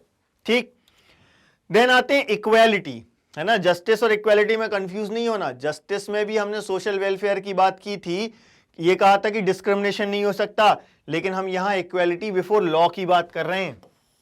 ठीक है, इक्वालिटी का मतलब क्या है यहां पर? इक्वालिटी बिफोर लॉ मतलब कोई ट्रेडिशनल सोशल इनइक्वालिटीज नहीं होनी चाहिए, इनको खत्म करना है, सारी सोशल इनइक्वालिटीज को खत्म करना है और गवर्नमेंट को ये सारी चीजें इंश्योर करना है और लोगों को इक्वल अपॉर्चुनिटी देना है। तो दो मेन पॉइंट्स हैं इक्वालिटी में, equality before law and equality of opportunity. ये दो चीजें अपन को यहां पर इक्वालिटी में कवर कर लेते हैं। ठीक है, नेक्स्ट आते हैं फ्रेटर्निटी, ये हमारा सबसे इंपॉर्टेंट चीज। ये क्या कह रहे हैं, सब लोग ऐसे रहें जैसे एक ही परिवार के मेंबर हैं, है ना। तो we should behave like we are members of the same family. No one should treat a fellow citizen as inferior. ये हमारे लिए, हमने खुद कहा है कि भाई फ्रेटर्निटी बढ़ाओ, भाईचारा बढ़ाओ, किसी को इंफीरियर की तरह ट्रीट नहीं करना है, ठीक है। तो ये बेसिक वैल्यूज हैं, ये फिलॉसफी है हमारे कॉन्स्टिट्यूशन की, और ये याद रखना, ये भूलने के लिए नहीं पढ़ा है भाई हमने। बहुत ही इंपॉर्टेंट चीज है, बहुत ही इंपॉर्टेंट क्यों है, क्योंकि ये हमने खुद, हमारे पूर्वजों ने खुद सोचा कि ऐसा रहना है हमको, और इस तरीके से हम खुश रह सकते हैं, सुखी रह सकते हैं। यदि ये चीजें फॉलो नहीं करेंगे तो प्रॉब्लम्स आएंगी, और हम देखते हैं जब भी इनमें से कोई एक चीज गड़बड़ होती है तो प्रॉब्लम आती ही है कंट्री में, ठीक है भाई। तो इतना तो समझ आ गया कि कैसे हमारा कॉन्स्टिट्यूशन बना, किसने बनाया। लेकिन अब इस कॉन्स्टिट्यूशन में कुछ इंपॉर्टेंट चीजें दी हैं कि ये जो कॉन्स्टिट्यूशन होता है ना, ये इंस्टीट्यूशंस के बारे में भी बताता है, ठीक है। ये कॉन्स्टिट्यूशन किस चीज के बारे में बता रहा है, इंस्टीट्यूशनल डिजाइन के बारे में। अब इसके आगे के जो 3 चैप्टर्स हैं आपके, कौन से 3 चैप्टर्स हैं, इलेक्टोरल पॉलिटिक्स है, वर्किंग ऑफ द इंस्टीट्यूशंस है, एंड डेमोक्रेटिक राइट्स है। ये सब में ये सारी की सारी चीजें, ये किस चीज पर बेस्ड हैं, ये तीनों चैप्टर ये कॉन्स्टिट्यूशन पर बेस्ड है, मतलब एक्चुअल प्रिंसिपल्स पढ़ेंगे। अभी हमने फिलॉसफी पढ़ ली, अब हमें क्या पढ़ना है, एक्चुअल प्रिंसिपल्स क्या है, ठीक है। तो इतना समझ लीजिए कि यहां पर हमें इंस्टीट्यूशनल अरेंजमेंट सब पता चलने वाले हैं इन्हीं वैल्यूज के बेसिस पर जो अभी हमने पढ़ी। याद रखना, हमारे कॉन्स्टिट्यूशन मेकर्स को मालूम था कि बहुत सारे ऐसी चीजें हैं जो आगे चल के हमको चेंज करनी पड़ेंगी, अपडेटेड रहना पड़ेगा। इसीलिए हमारे कॉन्स्टिट्यूशन को उन्होंने कोई ऐसा सेक्रेट टेक्स्ट नहीं माना कि जिसमें किसी चीज को चेंज नहीं किया जा सकता। डेफिनेटली हमें, हमारे कॉन्स्टिट्यूशन मेकर्स को मालूम था कि हमें अपडेट होना पड़ेगा, चेंजेस करने पड़ेंगे, ठीक है। तो जो कॉन्स्टिट्यूशन मेकर्स थे उन्होंने पीपल के एस्पिरेशंस के बेसिस पर कि भाई आगे चेंज हो सकते हैं, अमेंडमेंट का ऑप्शन रखा कि हम अमेंडमेंट कर सकते हैं, ठीक है। कॉन्स्टिट्यूशनल अमेंडमेंट मतलब क्या है, वो चेंजेस जो हम कॉन्स्टिट्यूशन में करते हैं टाइम टू टाइम, वो कॉन्स्टिट्यूशनल अमेंडमेंट कहलाते हैं, ठीक है। और इसी में हमें पता चलता है कि ये जो इंस्टीट्यूशनल अरेंजमेंट्स हैं, अलग अलग लीगल लैंग्वेज में ये लिखा हुआ है, बहुत शुरू में तो बहुत टफ लगती है, लेकिन डेफिनेटली एक बार जब इसको आप समझ लेंगे ना तो आपको बहुत आसान लगने लगेगी और पता चल जाएगा कि कौन सा इंस्टीट्यूशन किस तरीके से वर्क करता है, ठीक है। तो अगले जो 3 चैप्टर्स हैं उसमें अपन यही देखने वाले हैं कि हम अपने रूलर्स कैसे इलेक्ट करते हैं। तो जो पहला पॉइंट आएगा वो ये आएगा कि रूलर्स कैसे इलेक्ट करते हैं, ठीक है। फिर दूसरा क्या आएगा कि किसके पास क्या पावर है, यानी इंस्टीट्यूशंस की बात करेंगे 5th चैप्टर में कि कौन क्या डिसीजन ले सकता है, क्या नहीं ले सकता। और आखिरी में क्या देखेंगे कि हमारे जो डेमोक्रेटिक राइट्स हैं वो क्या हैं, ठीक। ये सारी चीजें आगे हम 3 चैप्टर में कवर करने वाले हैं, ठीक है। तो यहां पर हमारा ये चैप्टर कंप्लीट होता है। हमारा ये वीडियो आपको कैसा लगा हमें कमेंट सेक्शन में जरूर बताएं, और इससे रिलेटेड यदि कोई भी डाउट आपको आ रहा है तो आप कमेंट सेक्शन में डाउट पूछ सकते हैं। इन सारे कोर्सेज के डिटेल्ड वीडियोस के लिए आप हमारे साथ जुड़े रहिए। Thank you very much.